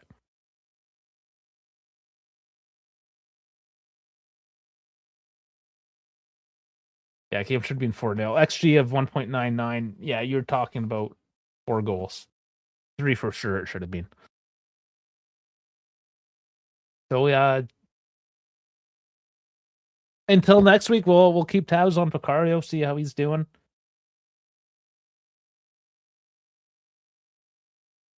Steak meat after steak and 4 beer. You know what? I'd like to do that. Let's do that. I want you to film your fucking men's league games, and then I'm gonna sit here and fucking commentate and make fun of you. I think that should be our new segment. Everyone send me in your beer league tape, and maybe we'll just be a beer league channel. Maybe I'll drink a beer as a comment on your beer league. That I think that's the way forward. Send in your tapes, ladies and gentlemen. We'll have some fun with that. I mean, I kid, but I would totally take it if you guys were to do that. just completely trash our viewership at how bad they are at football. Because I know we joke and say put me in, coach, but if we would all be really shit. Oh boy. I mean, Dash has put in some tape before. We'll get some Dash's tape, maybe. All right, guys, thanks for joining. We are on all platforms. The Discord, I had that. We'll put it up for a few more minutes here. Discord QR code. Scan that, get into the conversation. It's been popping off the whole game. I'm sure you guys are thrilled. Doesn't pop off if things are hunky-dory, right? So anyways, you can keep the conversation going there. X, Instagram, Twitch, Kick, Assist, all of it. We're everywhere. Links are all down in the description. So thanks for joining me on the season opener on this doubleheader. Going deep, we're going 3 hours and 11 minutes. So that's almost as if the game went into extra times and penalty. Flashback to the World Cup. Okay. Yeah. Y'all have a good weekend. We'll catch you on the next one whenever that may be. We'll just hit the bell icon, get in our socials. We'll update you when that happens. All right, guys. Enjoy the rest of your Sunday afternoon, and catch you later.